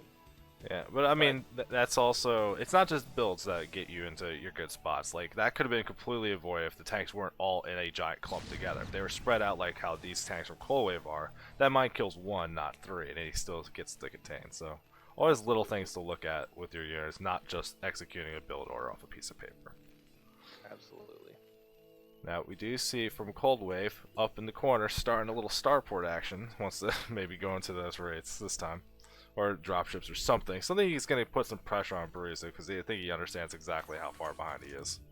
Yeah, and that's another thing in TVT. When you have an advantage, it's great to go down all your tech paths because once you get race, Borisu here, he's trying to make tanks frantically. He has to catch up in the tank count. Then you start making race. Then he has to respect that, and he has to go into Goliath, and he has to make turrets. And if you threaten him with a dropship, then he has to think about that. So it's always good in TVT to once you get ahead, make your opponent respect all your options. Oh, we already see Cold Wave respecting options before he even has to. Get in the academy, has his armory, get in the second one. He already has a eBay to make turrets if he needs to. But he's going to be really prepared to deal with anything Barisa's going to throw his way. Yeah. And I like Barisu here. He's getting out into the middle. He's got his barracks floating. This is perfect. This is really the nail in the coffin if you're behind and you don't get out of your natural here. But he understands this. He's getting out into the his side of the map. Gonna set up a siege line here. Not gonna be contained. Yeah, it seems like we got 2 armories finished now. We are starting the Wraith production. He did get a control tower, so I think he's going to be going into Cloak and really investing rather than something like a dropship tech. Looks like Barisu may be doing the same thing, getting his control tower on his starport. Well, let's see if that's going to be for dropships, though. Feels like that might be the thing he prefers more since he went that last game. Yeah, I'm not sure he knows how far behind he is. I mean, I don't want to say that he can't win this game. He is down in SCVs. Yeah, he looks like he's going for the drop. When I'm behind in TVT, I always feel like drops is my only way out. So, but I don't know. I don't think he feels like he's that far behind. He's not dying. He's got out in the middle of the map. He has a good position. Just needs to get that SCV count back up. Yeah. I mean, I like the fact that he is trying to do something a little proactive to get some of the advantage back rather than just being like, well, I'll just get up to 200 on 2 base or something. He is Sure. behind on upgrades, though, already, and with the lesser army as well, it's going to be very difficult how he's going to maneuver his units around.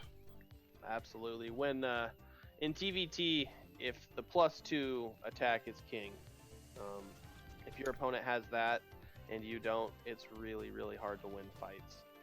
It lets the tanks kill in 1 fewer hit, correct? Yeah, absolutely. It's 2-shotting tanks, or sorry, 3 shots. We got a dropship moving across the bomb, but there's already a couple Goliaths here from Cold Wave. Looks like he's going to clean up the dropship. A couple of the vultures get dropped, but these Goliaths and tanks are going to be able to stop that.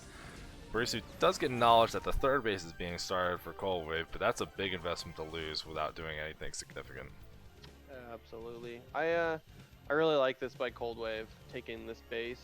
The It forward really one makes towards you his secure. opponent. Yeah, it really it makes you secure. If you take the other one, you have to worry about vulture run bys and everything. If you take this base, it makes Borisu feel even more uneasy. You're kind of like almost in his face a little bit. You don't have to defend that many paths. I like it. Yeah, I think if you got the army advantage or like the superior map control, you're going towards your opponents the same way like the Terran likes to expand towards their opponent in other matchups too, right? That Absolutely. you might as well defend your attack while also defending your bases. Yep. Oh, we do see And Borussia trying to take his own third base, but I think if there's any kind of counter pressure at all from Coldwave, he should be able to get something done there. I feel for Bariso here. He's only got 1 on gas in his natural. He really needs to Oh be no. pumping out as much gas as he can at this point. That's the worst kind of feeling when you go through games like, oh, I was trying really hard. Why Yeah. did they look? You're like, oh no. I only had 3 factories. Why do I have no gas? And then you look at it. There he goes. He noticed it. He's back on gas. That's good. Okay, you see both players setting up that line of scrimmage, but you already look at that middle of the map. Coldwaves looks way more intimidating. Yeah, it looks a little scary. I feel Coldwave is gonna scan here in a minute, and he's just gonna see this and be licking his chops. I think he's gonna well we see Bariso. He's gonna reinforce it with a couple more tanks. Well, we do have Coldwave starting to accumulate his Wraith count down at that 6 o'clock base, the third. He's already up to 3, and I think he's going to keep reducing and just start Cloak now as well. So adding on second Starport, really going to be using that. I feel like maybe he has enough ground army and wants to have something mobile that he can start putting pressure on without losing his position. Yeah. Lucky for Breeze too right now. Coldwave is not doing anything to this third. So that's huge. If Barisu can get a third base and get your army up, TVT becomes one of these matchups where, you have so many tanks in an area and it doesn't matter how many tanks the other opponent has. You just can't be broken. So if you can get your third base up and start getting some money, becomes a whole new thing. Barisu can catch up really fast.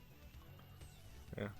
Now we already see Coldwave starting to add on turrets to his position in the middle of the map, and if he keeps accumulating these wraiths, and he's taking a fourth as well, I feel like it's going to be very hard for Breeze to actually get anything significantly done. He has to walk all the way around, but at a certain point, like, Coldwave can unseat and just move forward if there's just not enough defense here. But if the wraiths move forward, there's no Goliaths here to actually defend this, then that's going to break this open really quickly. I think Coldwave here is just going to accumulate wraiths and just keep building them, and he wants to come out as a surprise. It's kind of one of these things that you want to keep. You're like, oh, just one more wraith, because if he doesn't know I'm building wraiths, maybe he won't be building Goliaths, and then how powerful will my wraiths be when when I have 10 instead of 6, and he hasn't started Goliaths yet. So I think he can add them.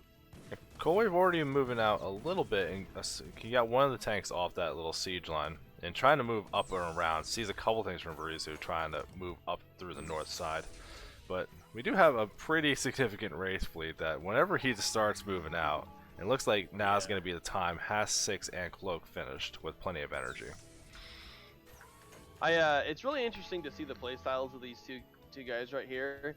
You can you can see what both of their strengths are. I really like Borisu, how he understands how he cannot be contained. He needs to have eyes everywhere on the map. He's setting up turrets. He's got tanks up here at the towards the top of the map.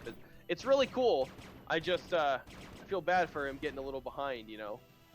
Not being able to flex his muscle on the map a little more and get some presence with well, Coldwave getting a lot of damage with these ray stunts. It eliminates this entire army up at that top side, and he picked off another tank down at the one by his natural. So really going to be able to encroach really soon and get that contained, split up the third from the natural, and like force him to sacrifice one of the expansions. I think Barisu here is going to go for a Doom drop. I feel like he thinks that might be his last hurrah here, his way to get out of this position. He's got a lot of drops sitting in his main. Unfortunately, he has a big bank and he's not building anything out of his factories right now. I'm not sure what's going on. Yeah. Definitely gotta commend Coldwave too. We're already pretty far to the game, and he's doing super good. Oh. I forfeit. All right. Never seen it like that, but okay. And that's what happens when you feel someone is better than you in TVT. Yeah. Like Coldwave was like doing really good with his macro. I've never saw his money spike up a lot. Got the 4th base when he had the time. Already setting up for the 5th at the end there too. Really looks like he Absolutely, understands this matchup pretty well. Yeah, he really does. I like his building placement, not getting his factories bound up. All his supply depots were good. Base management, I tell you what, that took me a long time in TVT to even get semi decent at that. That was tough.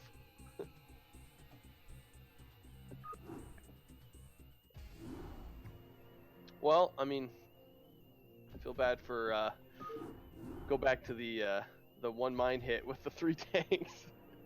But anyway, Cold Wave, I think showing he's a little better of a macro player there. Yeah, seems that way.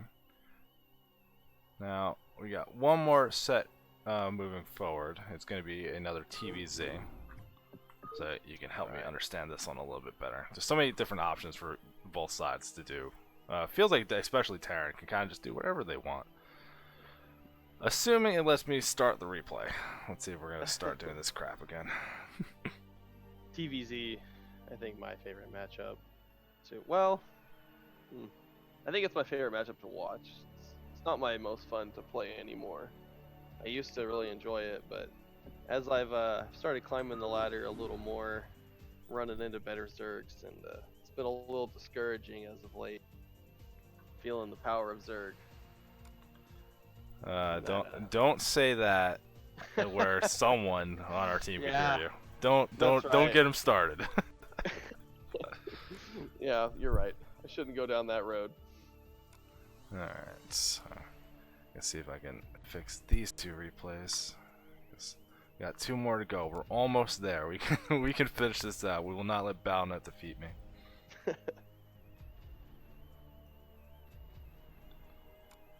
What's the score in the matchup right now? I have no idea, because I never cast the tier 1. I don't feel like I'm qualified to talk about tier 1, at least if I'm doing a solo cast. So I figure, like, if you really want to see the scores, you can go check out the wonderful thread we have on Team Liquid that just has all the scores. You can keep an eye throughout, like, on the Discord and get all the information. Here, we're just looking to get games casted, and so that way people can just watch some Starcraft, because there is never quite enough of it. No, definitely not. I did miss the beginning where I believe those Orisu and Cold Wave are tier 2. Yeah, this is all tier 2 tonight. Okay. I could not remember. I actually had Borisu on my team last season. Seemed like a really nice guy. Well, that's a good thing. Alright, come on. Did you do CPL last season? I did. I Whose was team were you on? I was on Dragons last time too. Did man, I wonder if we ever played it any games against each other. I was tier 3 last season. Maybe. I want to say I think I did go up against you, and I think you destroyed me. I don't know why I'm thinking that, but I feel like that happened. I'm not entirely sure. I think the name sounds familiar, so we might have played before. I don't remember the results though. Didn't do quite as well last season as I did this season. I think I was like half and half, or like 1 game above. So, Dragon did a good job getting our guys out of tier 3. Like June was tier 3 on Dragon last season. Bad Penny went to a different team, but is a tier 2 now as well. I think while I was on there, went to a different team. Dragon doing a really good job with the lower level players, getting us ready. Yeah, shout out to Dragon. He's a great coach. The best father figure you can have. Oh yeah. I can host game 2. Why won't it let me host game 1? Did they play on a weird version of cross game or something? No, it doesn't look like it.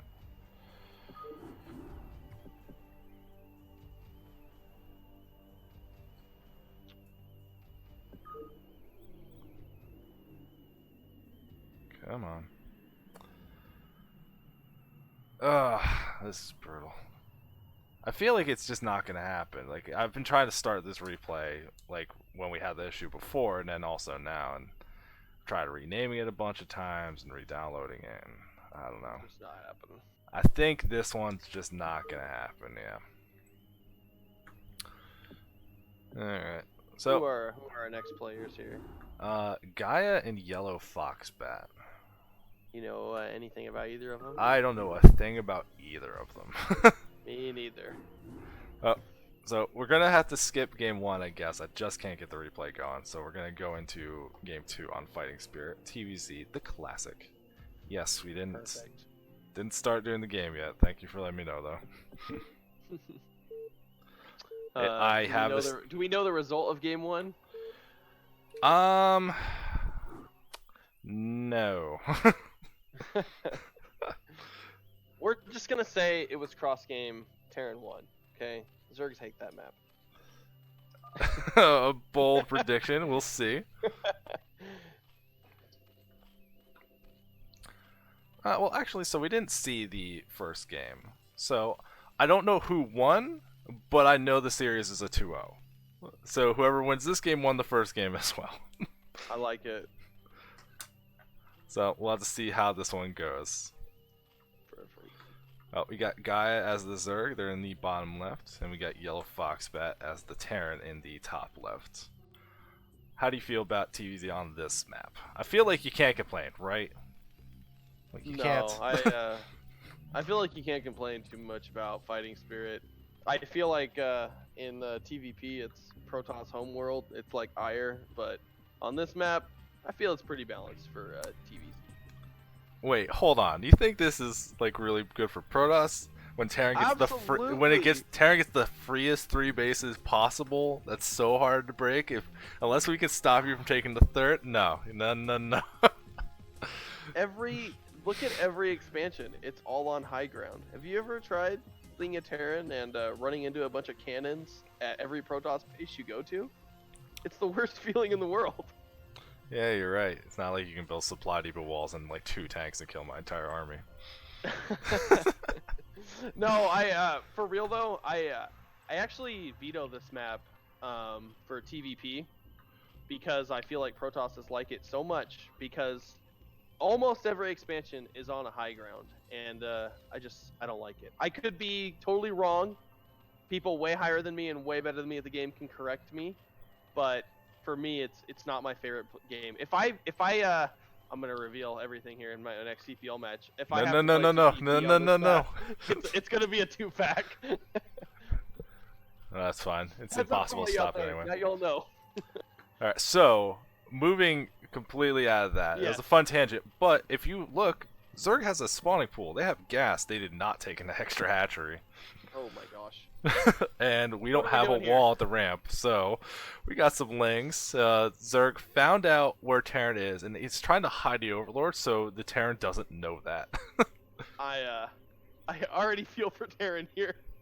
Well, let's see how well it gets held off. I feel like anytime a Terran doesn't want to wall off to stop this kind of thing, maybe they have the confidence where it's like, nah, I can do it with micro. And we see this Zerg going through the middle, avoids the scout. He's committed here. He ran through the middle of the map, I believe, to miss the scouting SCV. I like it. So, Yellow Foxbat, he only sees 2 lings. Let's see. Oh, he does. He's bringing some SCVs to the ramp. He's got to get those SCVs in front. 6 can break this, I believe. Like, if you just commit to it right away, I think you can still break your way through this. And he gets to run. Yes! No! This is painful.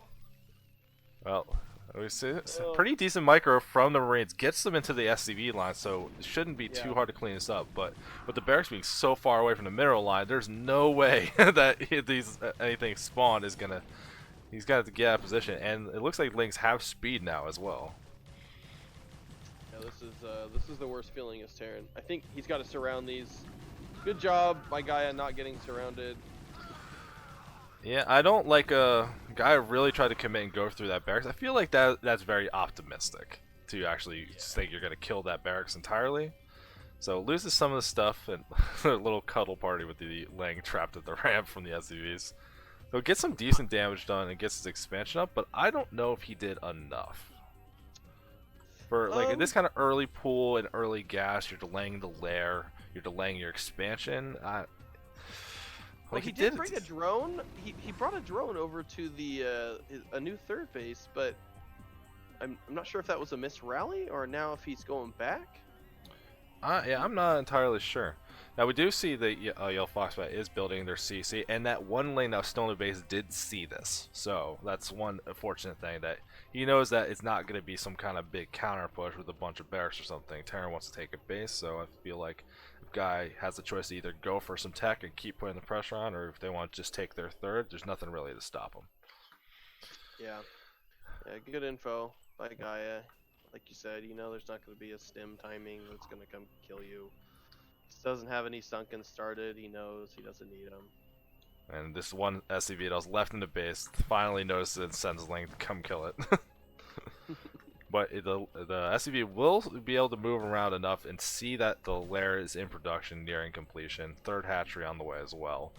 And he would get to see the gas time if he kept going down. Decided not to though, so not seeing that gas timing on that second base is a little unfortunate. Yeah, agreed. He doesn't know that it's not going to be a bunch of mutas coming here. We're going to see the tech right now for a guy, and it's going to be a Spire. Yep, and we see from Terran player, two racks gets that academy, looking like they're going to be setting up for that like early stim push, and then going to big barracks play afterwards. How do you feel about doing this like 2 racks stim push with like one control group of stuff? This is exactly the way I play TVZ. I pretty much stick to the 2 racks, the standard play. Looks like he should be getting his stim as soon. Yeah, there he goes. He just got 100 minerals. Boom, he's getting that stim. So he's gonna move out here with probably 2 medics. Yeah, he's building his 2 medics right now. He's down a few marines, and the timing is gonna be quite a bit later. He definitely will not be able to kill Gaia here. Unless Gaia messes up really bad. He's already got 1 sunken. He's got enough lings. This is just to keep Zerg honest. He should be moving out here in a minute, forcing these lings to move and build. Yeah, there you go. There's the other sunkens. Yeah, I feel like though it's not going to really force that much. The Spire are about to finish completion, so I feel like if you're trying to move out here, the Lings are going to get a good opportunity, and there's nothing really to defend against the Ling counterattack, and then all you have to do is slam down a couple sunkets, wait for the mutas to pop up. Although Gaia, if you look, has 7 mutas on the way, so not quite the normal group you get, that instant 9 that feels super good. And if you look at the supply, he has this many mutas with Lings, and he's only at 40 something supply. He's very low on drones. Oh, we got some fire bats to fight these Lings. Are gonna be heroes here. This is what you do. You kind of does this. Yeah, you build the 2 fire bats for the Ling counter attack. But here come the mutas and no turrets. This is terrifying as Terran. Turrets are just started. Let's see how good Gaia's control is. If he has good control and he gets these, starts picking these SCVs off as they're building, it's pretty bad for Terran. Well, even if he can't get a ton done, he should be able to get a lot done killing these workers, but there's no turrets defending the production either. Yeah, that's the other scary thing. Needs 2 turrets next to his barracks right now, and he has pretty good muta control. Not bad.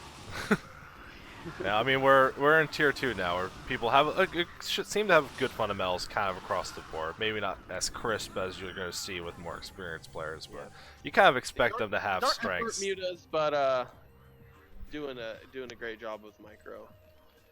Yeah, turrets are up, so he's not dead. That's good. Yeah, still nothing at the production though.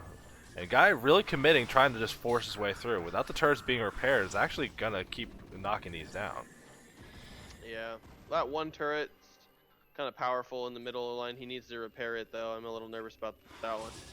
He jumps on that one. Gaia, he's getting +1 air attack. Nothing else in production though right now. Yeah, there's only one thing in that bunker, so he actually managed to break the bunker through as well. And that 1 fire that's not going to do much. It's really just going to be turrets being able to dissuade this a little bit. We still see Terran only at 3 racks of production. Couldn't afford to add on any more after that. So if he keeps losing these Marines with these trades like this, he's going to not be in a good spot moving forward. And sees there's nothing to protect the production, so he can start really whittling away at this. Yeah, I see what Gaia is trying to do here. I like it. I would like to see him taking the third base a little bit though here. Terran will stabilize eventually off this. Yeah, I think so too. Like seeing a third base, or even like we don't even see that next transition to get lurkers or anything like that. Really, just focusing on this Muta play. Yeah. Did good damage though. Good credit to him.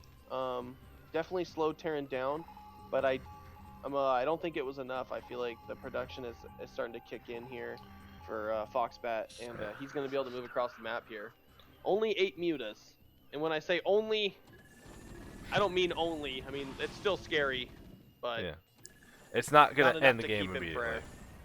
for. A couple more reinforcing, so still making mutas, and Foxbat actually just scanned a bunch of expansions trying to find a third from guys. Saw nothing at any of the common spots. So I think he might be realizing, oh, this maybe isn't as bad as it seems. Yeah, it's a good feeling as Terran when you find out you're not as far as behind as you thought you were. I guess it's Now, a good feeling for anybody in Brood War, but now here's a player doubling down their ability to play with mutas. He has more than a control group. He has 13 of them, and he got +1 weapons. he is hey, going in on mutas. let's see if Foxbout moves out a little too early here, and you can get the Lings and the Mutas to jump on this, and you reset the bio group again. That's awesome. Yeah, Gaia has a good shot, and here he goes. He's gonna go for it. He's get his Mutas in there. no, a little bit A little bit of mistimed. miscontrol there. Yeah. I think you don't have to rush your way into that because you actually see the hive's already in production. Still hasn't gotten lurkers. Just totally skipping and going Ling Muta and just gonna rush for defilers instead. I think instead of a Defiler, I think he's gonna go. No. Yeah, you're right. It's gonna have to be Defiler. You can't afford Ultras off 2 bases here. No way. Yeah, I think because if you get the Dark Swarm, then the Lings really clean things up. Or even if you just go Plague, like that's gonna do a lot of the stuff too. So Sure, hold your bio back. Really but, needs to be careful here as Gaia as not to bleed units. You're gonna need every unit you have to hold Terran back right here. yeah, he's actually gonna catch a couple of these Overlords as well, which could be pretty bad. Muta's trying to take this engagement up here, but I don't know if you would want to take that. But we do have the legs coming around the side. This might do pretty good damage, but loses all the Mutas. Just too much stuff for Terran to try to surround it, but just didn't quite have the numbers he needed, especially since he was going weapons, not carapace. And here come the panic creep colonies. I think, yeah, Foxbat, he just scanned the third. He saw it building, and now he just scanned the ramp at the third. He knows there's nothing there, and he's going to go be able to kill this. No problem. Nothing to stop him. Yeah. So we got Hydras and Defilers on the way for the Zerg. So it is going to look like it's going to be Darkswarm and Lurkers. Just very weird timing on the Lurkers to wait this long to get them. Like if you got them at the normal time, it would have been he would have been able to stop this push. He wouldn't have. He's not going to lose his hatchery, and I think the whole thing would have been in a much better spot. Absolutely, and I feel like one of the pitfalls Zerg can have is, you know, you're doing damage with your mutas, you're doing really good. You want to keep doing it. You just want to end the game, and maybe Gaia didn't understand the fortuity of Foxbat, how he was going to hold on, and just wasn't thinking about the later game here. Yeah, if you keep trying to force your way through, and it's like, no, I'm going to end this game, you're probably not going to end this game. Now, we actually do see from Foxbat, has the factory that's already floated, fully committed, not going to get anything from there, and going into 2 starports, so full-on SK Terran. Going to be able to really fight the style that Gaia wants to prefer. Just this Ling Muta just is not good against SK Terran. Very hard to control, and especially if you lose a lot of your stuff earlier. Absolutely. I'm looking for the engineering bay. Okay, so he's getting +1. I think he has +1 weapons, and he's getting +1 armor right now. Yeah. So he has to wait for another this. engineering bay here. Yeah, that would be good. Just finishing that science facility now. We do have Adrenal Lens and Consume on the way, so... I see Queens. Hmm? Are we upgrading in Snare? I already done. I don't see it, but I'll be completely honest, I haven't been really looking for it. Queens is definitely interesting. That could actually work pretty well against big bio groups, but Like, I don't know about that one. That's gonna Yeah, be bold.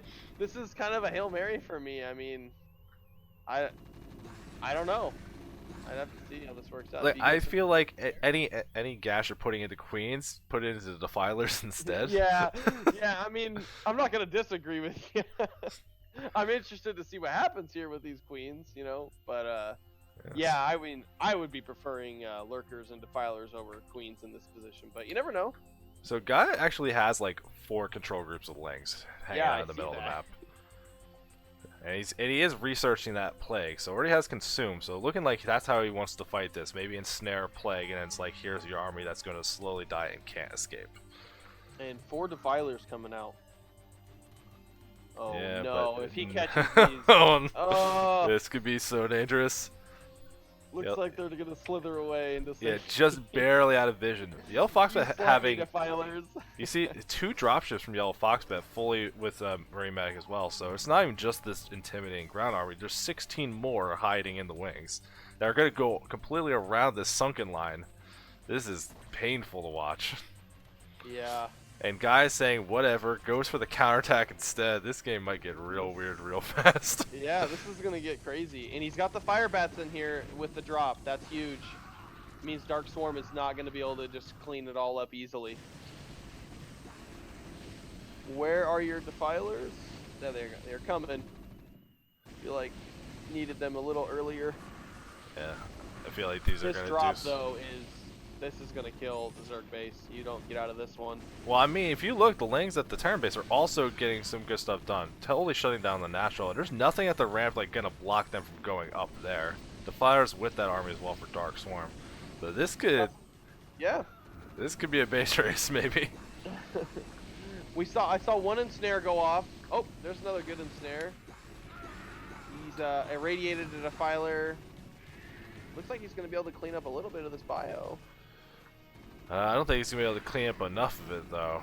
Unfortunately, No. losing a lot of stuff, and that drop hasn't been touched at all in his main. That should be enough for the Zerg to not be able to recover. Start sending Lings back now, but this is gonna take a while for them to get back in time. And you see the fire mount is gonna be going down, Spire nearing its death as well, and Guy not gonna be able to recover out of that one. So I guess the Terran won 2-0. Okay. Well, I mean, Jeez. GG by Gaia. Went for the counter attack. Didn't get enough damage done. That drop was really good though. Great drop with the fire Yeah, bats. Good they- mix of medics.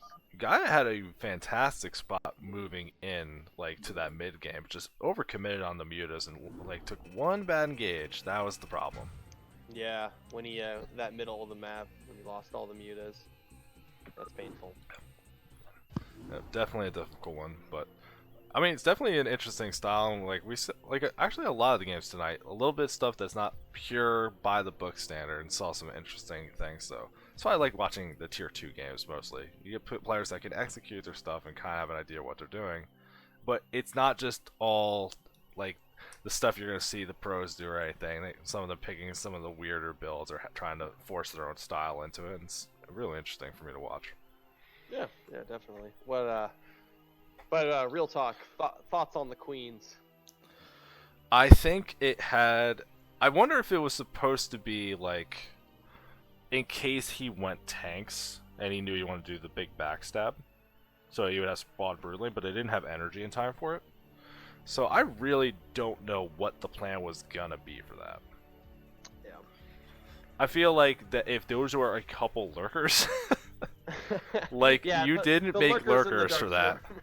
Yeah, you didn't make lurkers for those queens. I don't think they did enough. But you never know what's going on in Gaia's head, what he's feeling. Maybe he thought the game was going to go a little bit different direction. But hey, I commend him for trying. It almost did. It definitely almost did the way that early game went. Yeah. So, but that's going to do it for this cast for the tier 2 for Puck Frotoss versus Salt Mines.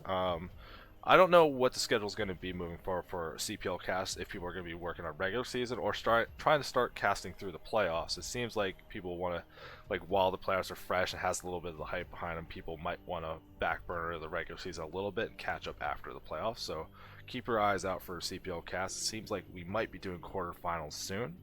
And then we're going to keep moving forward with that. Semifinals are this weekend, so Like, you're gonna be able to get that going forward. Find a team, start rooting for them.